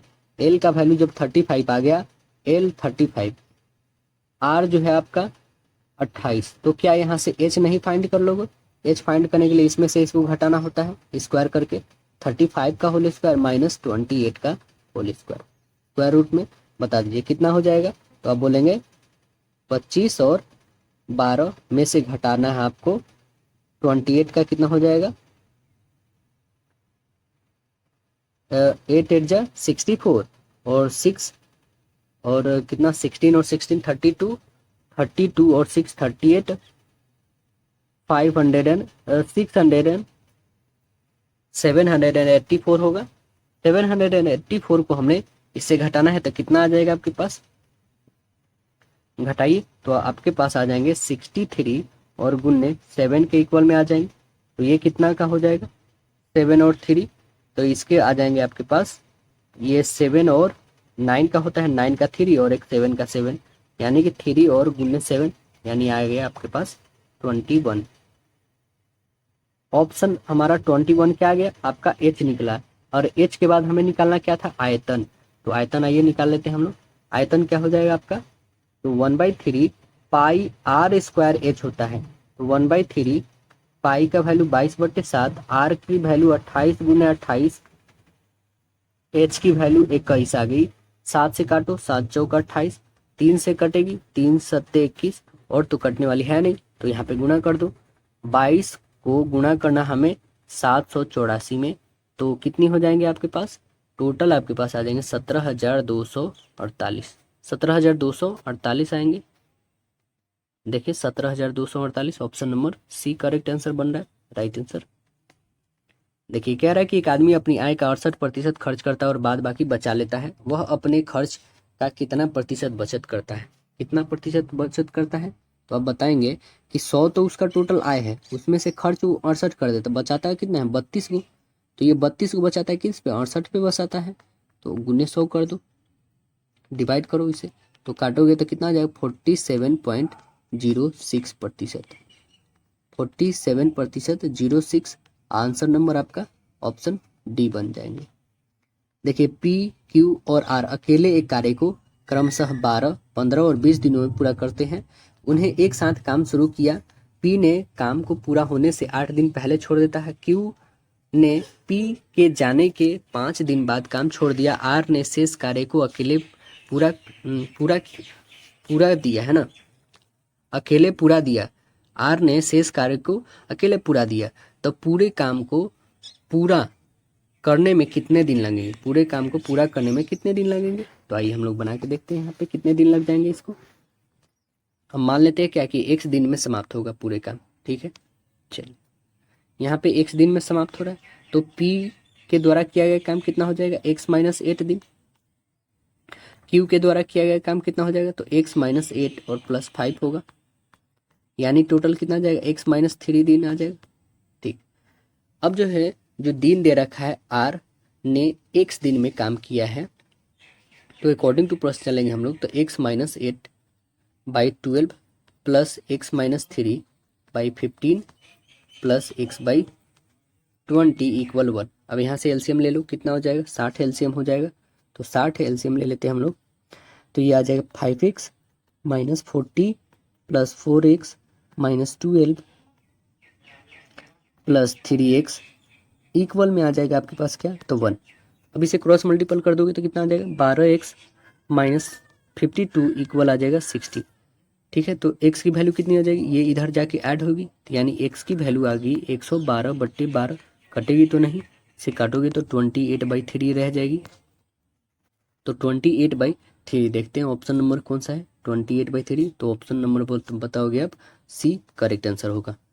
अगला क्वेश्चन देखेंगे, तो अगला जो सेक्शन आता है हम लोग का मानसिक क्षमता जांच आता है, जिसे हम लोग रीजनिंग बोलते हैं। देखिए इसमें प्रश्न क्या बन रहा है, पहला क्वेश्चन कह रहा है कि हमें खाली स्थान पे बताना है कि क्या आने वाला है। देखिए यहाँ से कितना 2 गुना बढ़ रहा है, यहाँ से कितना 3 माइनस हो रहा है, यहाँ से कितना बढ़ रहा है 4 गुना हो रहा है, यहाँ से कितना हो रहा है, तो आप देखोगे सिर्फ -5 घट रहा है, यहाँ से कितना हो रहा है तो गुने 6 हो रहा है, तो यहाँ से कितना होगा -7 घटेगा ना, क्योंकि आप देखें ना 3, 5, 7 घट रहा है, और क्या हो रहा है 2 गुने 4 गुने 6 ऐसे हो रहा है, तो इसमें से 7 घटा दो कितना आ जाएगा आपके पास 179, करेक्ट आंसर सी बन जाएगा। अब बताना है आपको, संबंधित को चुनना है इसमें, पैसा बटुआ तीर क्या रिलेटेड होगा इससे, तो यह होगा तर्कस में रखा जाता है, आंसर डी बनेगा, पैसा को बटुआ में तर्कस में रखा जाता है, तीर को बताना है। इसमें अंकों को बदलने पे कौन सा करेक्ट बनेगा, तो आपको अंक बदलना ही पड़ेगा रख करके, और इसे सॉल्व करना ही पड़ेगा, तो आप रखोगे ऑप्शन नंबर बी, तो करेक्ट आंसर बनेगा आपका। अगला बताना है कितने हाथ बाल हैं, कितने हाथ जो है बाल है, कितने हाथ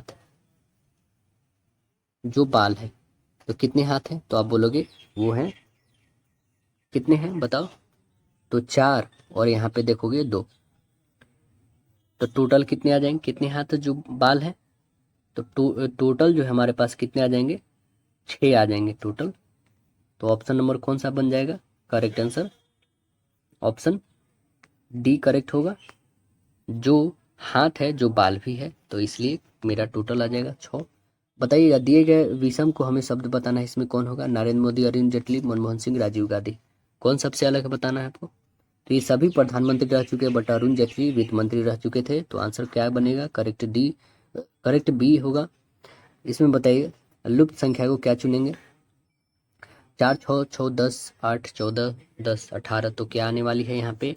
तो आप बताओगे 4 से 6 2 बढ़ा, यहाँ से 2 बढ़ा, यहाँ से 2 बढ़ा, यहाँ से 2 बढ़ेगा, 10 2 12, ऑप्शन नंबर डी बनेगा। अगला देखिए, इसमें लुप्त संख्या में बताना है क्या आने वाली है, लुप्त अक्षर। तो अब देखो एम से एम ही रहा, एम ही रहा, एम रहा, तो एम आने ही वाला है, कन्फर्म है। चलो आर, आर से कितना बढ़ रहा है? तो आर से आप देखोगे भी जो है ये कितना 4 भरा, 18 4 22, और यहाँ पे कितना 22 4 26, 26 4 आपका बढ़ गया 4, फिर यहाँ से 4 बढ़ा दो तो 8, यानी एच, एम के बाद क्या आएगा? एच आएगा ही आएगा कन्फर्म, यानी जी वाला कट गया। तो अब देखो आपके पास 3 ऑप्शन बच गए, ठीक है। अब चलिए एन, एन से भी कितना बढ़ा? 8, भी से डी, भी से डी कितना बढ़ गया? तो इसमें भी 8, इसमें भी 8, 12 12 8 20 होना चाहिए, तो 20 यानी टी होना चाहिए। तो टी से ऑप्शन ए भी कैंसिल, यानी ऑप्शन डी और ऑप्शन बी का अभी दिख रहा है, अभी भी 2 ऑप्शन है। जी से हमारे पास एस पे आना है, तो इसमें 12 इंक्रीज हो रहा है, इसमें भी 12 इंक्रीज, तो इसमें भी 12 इंक्रीज, 17 में 12 इंक्रीज कर दोगे तो कितना आ जाएगा? सी आएगा, यानी सी। तो ऑप्शन नंबर कौन सा बन रहा है? Right answer D correct answer. Next बताइए, एक पैटर्न वाली पारदर्शी सीट की आकृति नीचे दी गई है, उस विकल्प को चुनना हमें। देखें यहाँ पे प्रश्न है आकृति, और आपको बताना है उत्तर आकृति इसमें कौन सी होगी। तो ऑप्शन नंबर कौन सा आएगा correct? Right answer option D यहाँ पे बन जाएगा फुलफिल। नेक्स्ट प्रश्न बताना है, 6 लोगों की एक गोलमेज के परितः जो है इसके केंद्र की ओर अभिमुख होकर बैठे हैं। डब्लू उस एक्स की बाईं ओर पड़ोसी में है जो वाई के सामने बैठा है। यदि भी वाई के बाईं ओर दूसरे स्थान पर बैठा है और वह ठीक यू के सामने है, तो जेड की स्थिति क्या होगी? यहाँ पे अरेंज करके बता देते हैं क्या हो जाएगी। यहाँ पे देखें, ये अब हमसे क्वेश्चन पूछा क्या गया है। पहले हम लोग यहाँ पे एक अरेंजमेंट बनाते हैं। टोटल कितने हैं? 6 व्यक्ति हैं, 1 2 और 4 और 2 6। यहाँ पे आ गए एक्स, यहाँ पे भी, और यहाँ पे जेड, यहाँ पे वाई, यहाँ पे आ गया यू, और यहाँ पे आ गया डब्लू। अब देखिए क्या क्वेश्चन पूछा गया है। दूसरे स्थान में बैठा है, वह ठीक यू के सामने बैठा है, तो जेड की स्थिति क्या है ये आपको बतानी है। जेड की स्थिति क्या है? तो जेड जो है भी के दाईं ओर है। किसके दाईं ओर है? भी के दाईं ओर, भी के दाईं ओर है। ऑप्शन नंबर आप सी देख रहे होंगे, तो करेक्ट आंसर ऑप्शन सी दिखेगा। दाईं ओर नहीं, सी नहीं, ये ऑप्शन नंबर डी है, हम सी दिख रहा था, ऑप्शन डी है, यहाँ बी आ गया इस कारण। तो राइट आंसर क्या बन जाएगा? Option D. नेक्स्ट है कि 2 कथन दे रखे हैं यहाँ पे, सभी टूल जो है हार्डवेयर है, सभी टूल जो है हार्डवेयर, ठीक है। नेक्स्ट कह रहा है सभी हार्डवेयर क्या है? मेटालिक, सभी हार्डवेयर मेटालिक है। सभी मेटालिक टूल है, सभी मेटालिक टूल है, बिल्कुल गलत। सभी टूल मेटालिक है, सभी टूल मेटालिक है, बिल्कुल सही। तो आंसर क्या बन रहा है हमारा? सिर्फ और सिर्फ निष्कर्ष निकल रहा है 2 number, option number B correct answer होगा। नेक्स्ट देखें, कह रहा है इसमें कि खाली स्थान पे क्या आने वाली है? 4 से 16, यानी ये 2 का होल स्क्वायर, ये 4 का होल स्क्वायर, ये 6 का, 8, ये 10 12 14, तो 16 का क्या हो जाएगा? 256, बी करेक्ट आंसर होगा। नेक्स्ट है क्वेश्चन कि एम एन का भाई है, एन पी का भाई है, क्यू एम का पिता है। इन कथनों के आधार पर निम्नलिखित में से कौन सा कथन निश्चित रूप से सही नहीं हो सकता है? इसमें हमें बताना है कौन सही नहीं हो सकता है। तो यहाँ पे हमें पहले करेक्ट बताना है, क्यू जो है क्या है? पिता है किसका? एम का, ठीक है, पिता है। और एम जो है भाई है किसका? एन का। और एन भाई है किसका? पी का, ठीक है। अब देखेंगे यहाँ पे ये जो रिलेशन बन रही है, एम पी का भाई है, एम जो है पी का भाई है क्या? बिल्कुल नहीं, एम पी का भाई है नहीं। अब देखें नेक्स्ट है कि एन क्यू का बेटा है क्या? एन जो है क्यू, इसमें तो है ही नहीं, एन क्यू से रिलेटेड वाला, तो ये होगा ही नहीं। नेक्स्ट देखेंगे, कह रहा है क्या नेक्स्ट कि एन जो है एम का भाई है, एन जो है एम का भाई है, एन जो है एम का भाई है नहीं, एन एम का भाई है ना। एम जो है एन का क्या है? एन का भाई है एम, ये नहीं बताया जा रहा, तो इस पर स्पष्ट नहीं। पी जो है एम का भाई है, पी जो है एम का भाई है, एम का भाई है, हाँ ये बिल्कुल करेक्ट है, यानी option number D right answer है।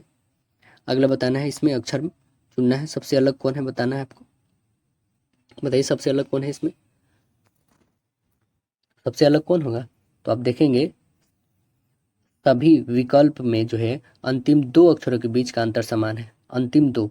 अब देखेंगे इसमें सभी में 2 अक्षर जो है समान है, बट एक ऑप्शन बी जो आप देखेंगे इसका समान नहीं है। तो राइट आंसर क्या बन जाएगा? Option B. अगला बताना है 7 जुलाई को बुधवार था तो 15 अगस्त को सप्ताह में कौन सा दिन होगा, ये बताना होगा। कौन सा दिन होगा? जुलाई, 7 जुलाई को बुधवार तो 15 अगस्त को, यानी कि इसमें कितना 24 दिन और इसमें टोटल कितना 15वें दिन बताना है। 24 और 15 को ऐड कर दो और भागा 7 कर दो तो कितना आ जाएगा? तो 9 और 3 39 को 7 से करो, 7 5 35 यानी 4 शेष बच रहे हैं। तो 4 बुधवार में 4 जोड़ दो तो बुध बृहस्पति शुक्र शनि इतवार। आंसर क्या बन जाएगा? राइट आंसर सी बन जाएगा आपका। अगला प्रश्न बताइए, निम्नलिखित शब्दों को जो है शब्दकोश में आने के क्रम में हमें लिखना है। तो क्रम आपको पता होना चाहिए, डिक्शनरी जैसे देखते हैं बस उसके अकॉर्डिंग आपको सजा देना है और ऑप्शन आपके आ जाएंगे। Correct answer C. एक कूट भाषा में इसको ये लिखा जाता है तो इस कूट भाषा में इसको क्या लिखा जाएगा ये आपको बताना है। देखिए ये कूट भाषा में जो लिखा गया है इसको, ये तो इसे क्या लिखेंगे, जैसे देखेंगे एस से टी, एक जस्ट बढ़ा है ना, जैसे यहाँ पे हमारा एस है, ठीक है, ये लास्ट में देखिए एस है, फिर उसके बाद टी है, फिर उसके बाद आर है, फिर उसके बाद ए आई जी, बस वैसे ही स्टार्ट लास्ट से करना है। तो क्यू, क्यू सबसे लास्ट में, इसमें नहीं है, इसमें नहीं, काट दो। तो क्यू इसमें है और इसमें है, ठीक है। क्यू के बाद यू आना चाहिए, उसके बाद ए आना चाहिए, ठीक है, यहाँ तक तो सही है। फिर एल आना चाहिए, एल इसमें तो है नहीं, यानी ऑप्शन डी कट गया। राइट आंसर ऑप्शन सी आ गया आपका। अगला प्रश्न देखिएगा, कह रहा है इसमें लुप्त संख्या बताना है आपको, क्या आने वाली है।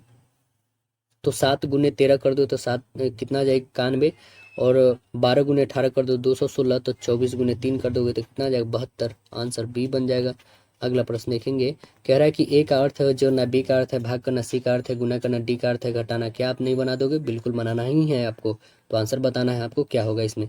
करेक्ट आंसर वैसे बता देते हैं, ऑप्शन सी आएगा इसका, तो करेक्ट आ जाएगा आपका, बता दीजिए। अगला प्रश्न, निम्नलिखित प्रश्नों में अक्षरों का कौन सा समूह जो है खाली स्थान को क्रमवार रखने में, क्रमवार में से दी गई जो है अक्षर श्रृंखला को पूरा करेगी। टोटल पहले काउंट करना है आपको, पहले से बताते आ रहे हैं। पूरे काउंट करने के बाद इसको एक सेक्टर वाइज में डिवाइड करना है, या 3 के पार्ट में या 4 के पार्ट में ऐसे डिवाइड करना है, या 5 के पार्ट में आपको डिवाइड करना है। पूरे काउंट करने के बाद यहाँ पे जो है 4 में आपको डिवाइड करना है, तो 4 पार्ट में डिवाइड करना है। ओके, 4 पार्ट में डिवाइड करना है आपको और तब इसे बनाना है।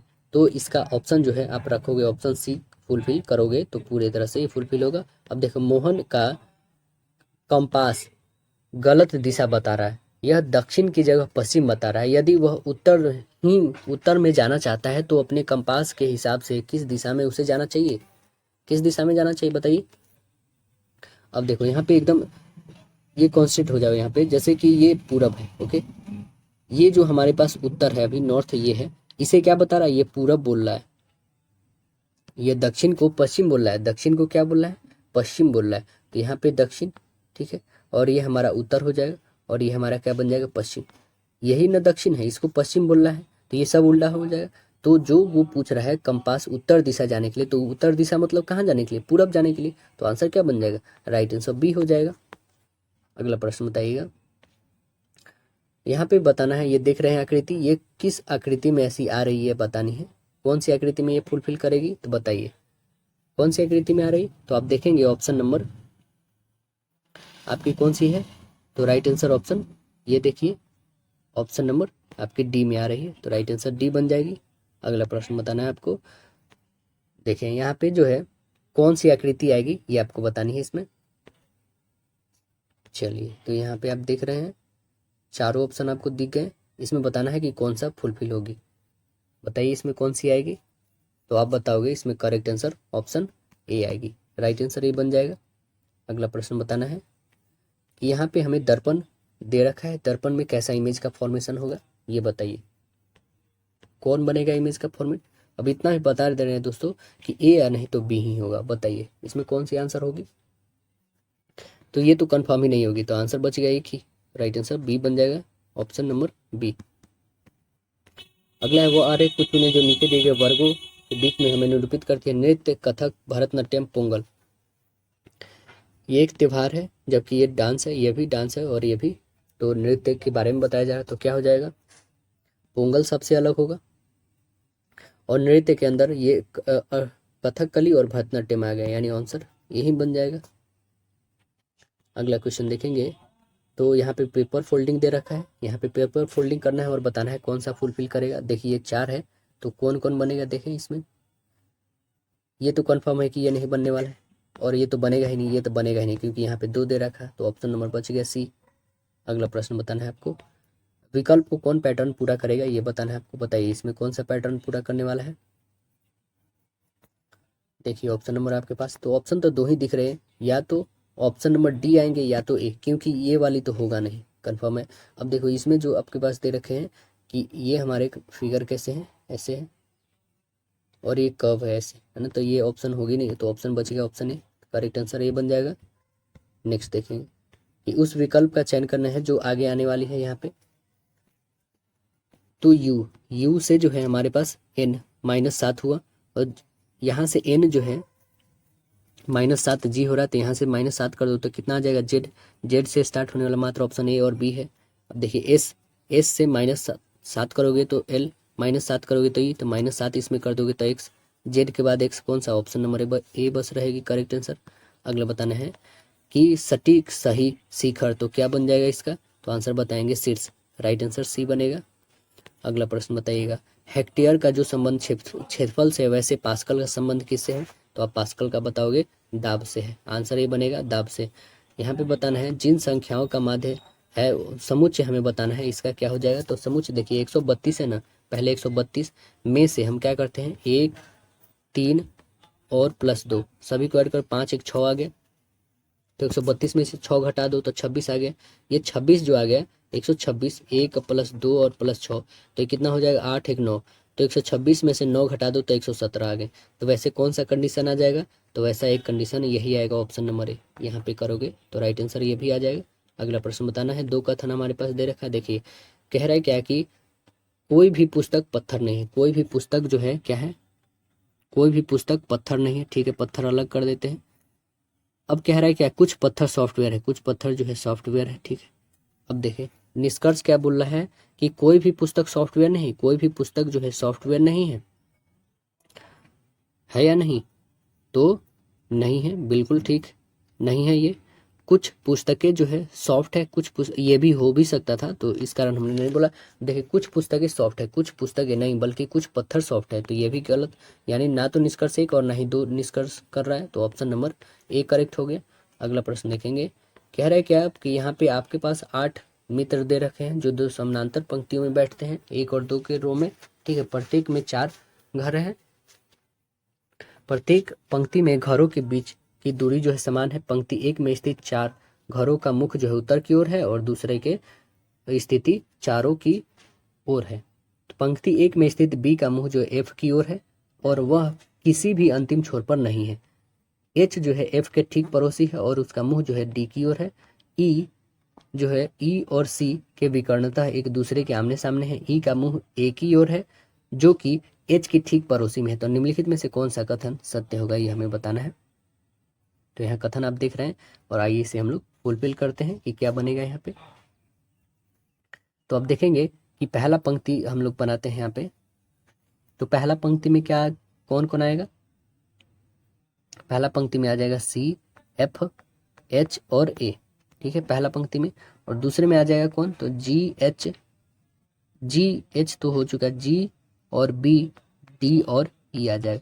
देखिए यहाँ में एक और कंडीशन हो सकता है, यहाँ पे ई भी आ सकता है, डी या बी और जी हो सकता है, ठीक है ऐसे भी कंडीशन बन सकते हैं उल्टा, या फिर इसका ये भी कंडीशन हो सकता है कि ए इधर एच एफ और सी, ऐसे भी कंडीशन बन सकते हैं। तो यहाँ पे कह सकते हैं कि जी जो है उत्तर की ओर मुंह, जी जो है यहाँ पे देखोगे तो उत्तर की ओर मुंह करके एक अंतिम छोर पे है ना, दोनों अंतिम छोर पे ही आ रहा है, जी को देखोगे तो अंतिम छोर पे बैठा है। तो आंसर कौन सी बन जाएगी हमारे, जी अंतिम छोर पे है और उसका मुंह जो उत्तर की ओर है, तो आंसर करेक्ट सी बन जाएगा आपका। अगला प्रश्न बताना है, यहाँ पे पासे में पी का हमें अपोजिट बताना है। पी का अपोजिट बताने के लिए हमें कोई भी इसको या फिर कोई इसको एक को लेना होगा। तो चलिए हम लोग इसी को लेते हैं और इसमें देखोगे तो एस है, एस से क्लॉकवाइज चलो तो एस के बाद टी और जेड, तो यहाँ से भी चलो एस के बाद एक्स और उसके बाद पी, यानी पी का opposite Z, option number A बन जाएगा। अगला प्रश्न देखेंगे, कह रहा है कि 6 व्यक्ति एक परीक्षा में शामिल होते हैं। निरपेश ने जो है मानसी और अंशिका से अधिक किंतु लीना से कम अंक प्राप्त किए। केवल 2 व्यक्ति ने निरपेश से अधिक अंक प्राप्त किए। संबित ने नागेन से कम अंक प्राप्त किए लेकिन उनके अंक सबसे कम नहीं थे। केवल 2 व्यक्ति ने मानसी से कम अंक प्राप्त किए। तो निम्नलिखित में से कौन सा कथन निश्चित रूप से असत्य है, ये हमें बताना। असत्य कौन है ये बताना है। तो अब देखेंगे तो सबसे ज़्यादा जो है कौन है, नागेन, इसके बाद है लीना, इसके जस्ट बाद है निरपेश, NR लिख देते हैं निरपेश, और उसके जस्ट बाद है मनीषी मानसी, उसके बाद है शाम्बित, तब है अंशिका, लिख दो। तो इसमें कौन सा नहीं है कथन बताइए। तो आप देखेंगे कि ऑप्शन नंबर बी जो है, संबित ने मानसी से अधिक अंक प्राप्त किए। संबित ने मानसी से अधिक अंक प्राप्त किए, नहीं, ये बिल्कुल गलत है। संबित जो है ये कम प्राप्त किया है मानसी से, है ना, यहाँ मानसी से अधिक नहीं प्राप्त किया है। तो आंसर नंबर बी करेक्ट होगा। अगला प्रश्न देखना है आपको। जैसे ब्रेक को ये लिखा गया है, पियर को ये लिखा गया है, तो आपको बताना है लीडर को क्या लिखा जाएगा। तो यहाँ पे देख रहे हैं आप, सभी को ऐड करा गया है। जो इसका प्रॉपर वैल्यू है 2, 8, 2, 18, 5, 1, 11, सभी को ऐड करोगे तो 37 आ रहा है। 37 में 5 ऐड कर दोगे, टोटल 5 वर्ड है तो 42 आ रहा है। वहाँ यहाँ पे भी सेम वही कंडीशन, टोटल ऐड करोगे तो 40, 40 में 4 जोड़ोगे 44। यहाँ पे सभी को ऐड करोगे तो कितना आ जाएगा, आपके पास आ जाएंगे 45। 45 में टोटल नंबर देख लो, 3 और 3 6, 45, 6, 51। ऑप्शन नंबर ए बन जाएगा आपका। अगला प्रश्न बताना है आपको। किसी विशिष्ट भाषा में जो है बास्केट को ये लिखा जाता है, तो आपको फादर को बताना है क्या लिखा जाएगा।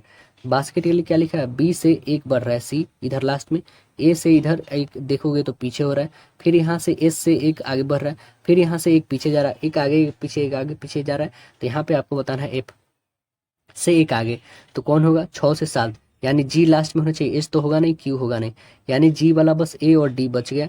तो अब देखेंगे जी हमारा लास्ट से होने चाहिए, जी है, ठीक है, बस ए से एक घटाना है, ए से एक घटाएगा तो मतलब जेड, ये तो आएगा नहीं, ऑप्शन नंबर बस ए फुलफिल कर रहा है। अगला प्रश्न बताइएगा। कह रहा है क्या यहाँ पे 113 के बाद 109 आया है, 4 घटा, यहाँ से 16 घटा, और यहाँ से 5 घटा, और यहाँ से -25, तो यहाँ से 6, तो यहाँ से कितना -36 घटेगा, क्योंकि अब देख रहे हैं कि 2 का होल 4 का होल स्क्वायर, 5 का होल स्क्वायर, तो 6 का होल स्क्वायर घटेगा, तो यानी कितना आ जाएगा, 21 आ जाएगा। ऑप्शन नंबर बी बन जाएगा। अब बताइए यहाँ पे कह रहा है कि 2, 5, 9, 16, 27, तो अगली संख्या क्या आएगी। तो 2 से 3 बढ़ा, यहाँ से 4 बढ़ा, यहाँ से 7 बढ़ा, यहाँ से 11, तो यहाँ से कितना 18 बढ़ेगा, तो 45 हो जाएगा। ऑप्शन नंबर ए बन जाएगा। अगला प्रश्न देखेंगे। कह रहा है क्या कि बी सी से बड़ा है किंतु डी जितना बड़ा नहीं है, ई बी जितना बड़ा नहीं है, लेकिन इनमें सबसे बड़ा कौन है, ये आपको बताना है। सबसे बड़ा कौन है, डी जो है बड़ा है किससे, बी से, और बी बड़ा है किससे, सी से, और बी जो है बड़ा किससे है, तो ई से भी बड़ा है, ठीक है। सबसे बड़ा कौन है आपको बताना है। तो यहाँ पे दिख रहा है डी है, ऑप्शन नंबर क्या बन जाएगा, डी सबसे बड़ा। नीचे दी गई आकृति में कितने त्रिभुज हैं आपको काउंट करके बतानी है। तो आप काउंट करोगे तो टोटल पता है कितने त्रिभुज आएंगे, टोटल 10 त्रिभुज आएंगे। ऑप्शन नंबर ए बन जाएंगे आपके। अगला बताना है, किसी कूट भाषा में टाइटैनिक को ये लिखा गया है ना, सेमेटिक को ये लिखा गया है, तो आपको बताना है मेंटेन को क्या लिखा जाएगा। तो देखो ये जो है ना T3 लिखा गया है। अब देखोगे एक तरह से तो T का वैल्यू ही है 7 और M का वैल्यू ही है कितना 4 से स्टार्ट होने वाला सभी है, तो 4 तो होगा ही। A का वैल्यू क्या है, तो A का वैल्यू बताओगे 1 है ना, A का वैल्यू 1 है, 4 के बाद 1, तो ऑप्शन नंबर आपका क्या कट गया, तो B कट गया, क्योंकि 4 के बाद 1 आना चाहिए, 4 के बाद 3 दिया था। अब देखें I का वैल्यू क्या है, तो I का वैल्यू 3, उसके बाद 3, तो ऑप्शन नंबर डी भी कट गया। इसके बाद ये आपका सी भी कट गया क्योंकि 8 है, ऑप्शन नंबर ए करेक्ट बच गया बस, तो राइट आंसर ए बच गया। अगला बता दीजिए, इसमें बताना है विलुप्त संख्या कौन सी है, वो आपको भरना है। तो आइए हम लोग विलुप्त संख्या को बताते हैं, इसमें क्या आएगी। तो देखेंगे यहाँ पे 6 और गुने 7 करो, 42 आ गया, 42 में से 5 घटा दोगे तो 37, यहाँ पे सेम 6 पच्चे 30, 30 में से 7 घटा दोगे तो कितना 23 बच गया, 4 पच्चे 20, 20 में से 6 घटा दोगे तो कितना 14, ऑप्शन नंबर डी बन गया। अगला प्रश्न देखेंगे, कह रहा है क्या प्लस और गुणा एवं 12 और 18 को उलट पलट दिए जाने पर निम्नलिखित कौन समीकरण सही हो जाएगा। तो आप ऑप्शन नंबर ये बी देखोगे करके ना, तो करेक्ट आ जाएगा आपका, राइट आंसर बी बन जाएगा। अगला बताना है, 2 कथन दे रखे हैं, कोई भी पेन जो है क्या है, कोई भी गेंद पेन नहीं है, कोई भी गेंद जो है पेन नहीं है, यहाँ पेन रख दो। सभी पेन जो है बॉक्स है, सभी पेन जो है क्या है, बॉक्स है। कुछ बॉक्से पेन है, कुछ बॉक्से जो है पेन है, कुछ बॉक्से पेन है, बिल्कुल सत्य है। कुछ बॉक्से गेंद है, कुछ बॉक्से जो है गेंद, ये कह भी सकते हैं और नहीं भी हो सकते हैं, तो हो भी सकते हैं नहीं भी। कोई भी बक्सा गेंद नहीं है, कोई भी बक्सा जो है गेंद नहीं है, ये बात तो बिल्कुल सत्य है। तो आंसर क्या बन जाएगा हमारा? Correct answer option number B बन जाएगा। यहाँ पे क्या हो जाएगा कि एक निष्कर्ष, दो या तीन अनुसरण करते हैं, तो राइट आंसर बी बन जाएगा। अगला बताइए, मैं उत्तर की ओर मुंह करके खड़ा हूँ, मैं बाईं ओर मुड़ता हूँ, ओके, 30 मीटर चलता हूँ, फिर उसके बाद मैं दाईं ओर मुड़कर 20 मीटर चलता हूँ, फिर जो है बाईं ओर मुड़कर 10 मीटर चलता हूँ, फिर उसके बाद जो है दाईं ओर मुड़कर 50 मीटर चलता हूँ, फिर उसके दाईं बाईं बाद में जो है बाईं ओर मुड़कर 50 मीटर चलता हूँ, तो मैं अपने आरंभिक बिंदु से किस दिशा में हूँ? तो आप बोलोगे किस दिशा में है, तो ऑप्शन नंबर क्या बन जाएगा? ऑप्शन सी बन जाएगा आपका, उत्तर पश्चिम में आ जाएगा। बनाइएगा तो करेक्ट आंसर सी बनेगा। अगला बताइए, कह रहा है यहाँ पे समुच्चय दे रखा है ना, तो आइए सॉल्व करते हैं। 6 से 36, तो यहाँ 1296 कैसे हो गया दोस्तों? 6 का होल स्क्वायर, 36 आ गया, 36 का होल स्क्वायर इतना, ये कौन सा है जो ऐसे होगा? 10 का होल स्क्वायर और इसका होल स्क्वायर, तो ये तो होगा नहीं। अब देखो 4 का 16, 16 का होल स्क्वायर इतना होगा नहीं, 7 का होल स्क्वायर इतना और 49 का होल स्क्वायर इतना करोगे तो क्या ये फुलफिल करेगा? ये भी नहीं होगा। 3 का होल स्क्वायर 9, 9 का होल स्क्वायर 81, बिल्कुल सही। तो राइट आंसर डी ऑप्शन हो गया। अगला प्रश्न देखें, कह रहा है कि यहाँ पे कथन और निष्कर्ष देखा, सभी मगरमच्छ जो है जलीय जंतु है। सभी मगरमच्छ जो है क्या है? सभी मगरमच्छ जो है क्या है? जलीय जंतु है, ठीक है, जलीय जंतु है, ठीक है। अब कह रहा है कि कुछ मगरमच्छ घड़ियाल है, कुछ मगरमच्छ जो है घड़ियाल है, ठीक। अब कह रहा है कि कुछ घड़ियाल जलीय जीव है, क्या बात सत्य है? ये भी बात सत्य है। सभी घड़ियाल जो है जलीय जीव है, नहीं, ये तो बात सत्य नहीं। कुछ जलीय जंतु घड़ियाल है, ये बात सत्य है। यानी 1 और 3 हमारा अनुसरण कर रहा है, तो वो कौन सा ऑप्शन नंबर है? तो ऑप्शन नंबर आपका राइट आंसर ए है, जो 1 और 3 दोनों अनुसरण कर रहे हैं। नेक्स्ट बताइएगा, कह रहा है कि आर का मतलब 36, बिन का मतलब 50, तो आप टेबल किस कोड में लिखेंगे? तो आर मतलब 36, या इसका वैल्यू 18 होता है, इसका 2 टाइम्स, वैसे ही यहाँ पे 2 टाइम्स कर दिया गया इसका, निकाल करके वैल्यू को, है ना। इसका टोटल जो जोड़ोगे आप तो 25 आएगा, 25 को 2 से 50, यहाँ पे देखिए 20 एक 21, 21 और 12 और प्लस कितना है यहाँ पे 5, ये सबको ऐड करोगे और ऐड करने के बाद जो है 2 से मल्टीपल करेंगे तो हमारे पास कितने आ जाएंगे? ऑप्शन नंबर बी 76 आ जाएंगे आपके। नेक्स्ट क्वेश्चन है क्या आपके पास कि उस विकल्प का चयन कर जो आकृति की श्रेणी को अगला क्रम बताएगा कि क्या आने वाली है। तो बताना है आपको आगे आने वाली कौन सी आकृति है। देखिए यहाँ पे आप देखेंगे एक तरह से तो ये यहाँ था, फिर यहाँ पे बढ़ गया, फिर यहाँ पे आ गया, तो अगली जो है यहाँ पे आने वाली होगी, तो कौन सी है? एक तो ऑप्शन ए दिख रही, ऑप्शन बी भी दिख रही, और देखिए ऑप्शन नंबर, ऑप्शन तो आपका सी होगा नहीं, यानी कि ऑप्शन आपके पास अब 3 बच गए, ए बी और डी बच गए। और कुछ देखें इसमें अलग, तो आप देखोगे ये तो यहाँ पे हमने ला दिया, ओके। अब देखिए ये यहाँ थी, जस्ट इसके दो एक एक छोड़ करके यहाँ पे आ रही, अंधेरा कर रही, ठीक है, ये अंधेरा, ठीक यहाँ पे इसको छोड़ के ये अंधेरा करेगी, मतलब इसको छोड़ के ये वाली अंधेरा ये वाली होनी चाहिए, है ना। तो कौन है? ऑप्शन नंबर 1 ए दिख रही है, बी तो कैंसिल हो गया यहाँ से। अब देखिए आपके पास डी बची, एक डी, ए और डी अब बच गई। अब इसमें से कोई एक और उठाना है आपको, देखिए और बताना है। अभी तक मैंने ये और ये उठाया, ठीक है। अब चलो इस वाले को उठा के देखते हैं। ये यहाँ पे है तो जस्ट ये आगे घूम जाती है, ठीक है, इसके बाद इसमें विलुप्त हो जाती है दोस्तों, तो इससे कुछ ये नहीं हो रही है, ठीक है। चलो ये वाली उठा के देख लेते हैं। ये जो है जस्ट ये जो है अपने स्थान से एकदम यहाँ पे जा रही है, फिर इसके बाद ये भी यहाँ से गायब हो रही है। तो अगली कौन सी आने वाली है बताना है आपको। तो इसमें तो ये पहले से दे रखी है, तो ये तो आएगी नहीं, कन्फर्म है। इसमें है क्या? इसमें भी है। अब ये जो है यहाँ से यहाँ गई है, फिर यहीं से यहाँ, तो ऑप्शन नंबर हमारा डी करेक्ट दिख रहा है। एक ऑप्शन ए तो है नहीं यहाँ से, है ना, तो राइट आंसर क्या बन जाएगी? Option number D. वो क्यों बनेगी ऑप्शन नंबर डी? आपकी पता होगा, क्योंकि ये देखो यदि ये इधर है ऐसे आ रही है और ये उधर जा रही है, तो कंफर्म है कि ये वाली इधर आएगी, तो ये तो इधर ही है, तो ये तो होगा नहीं, आगे वाली चाहिए हमें जो ऊपर की तरफ दिखा है। तो वो ऑप्शन नंबर कौन सी है? डी में बच गई है। लास्ट क्वेश्चन है हम लोग का, क्या है कि यहाँ पे कूट भाषा दे रखा है, सबसे अलग बताना आपको कौन है ना, इस समूह में 4 जो समूह है इसमें सबसे अलग कौन है। अब देखें यहाँ पे एन से क्यू का बीच का क्या है रिलेशन, तो देखोगे ये 14 पे 17 पे 3 का डिफरेंस है। यहाँ पे देखोगे तो ये 10 पे 14 का, ठीक है, 4 का डिफरेंस है। यहाँ पे देखिएगा तो यहाँ 6 और 10 यानी 4 का डिफरेंस है। यहाँ पे देखिए टी और ये भी 4 का डिफरेंस है। ये आप देख रहे हैं ना, ए बी डी और सी का सभी पे 4 पे, बट इस पे 3 पे है, यानी ऑप्शन नंबर क्या बन गया, राइट आंसर ए बन गया। तो आशा है दोस्तों वीडियो पसंद आया होगा, अपने दोस्तों में शेयर करिए, और कल जो होगी हम लोग की लास्ट होगी, उसके बाद दोस्तों हम लोग लेके आएंगे Bihar SSC volume 3 Rukmani publication का, ठीक है ना। तो चलिए हम लोग फिर मिलते हैं नेक्स्ट सेट में, जब तक के लिए धन्यवाद।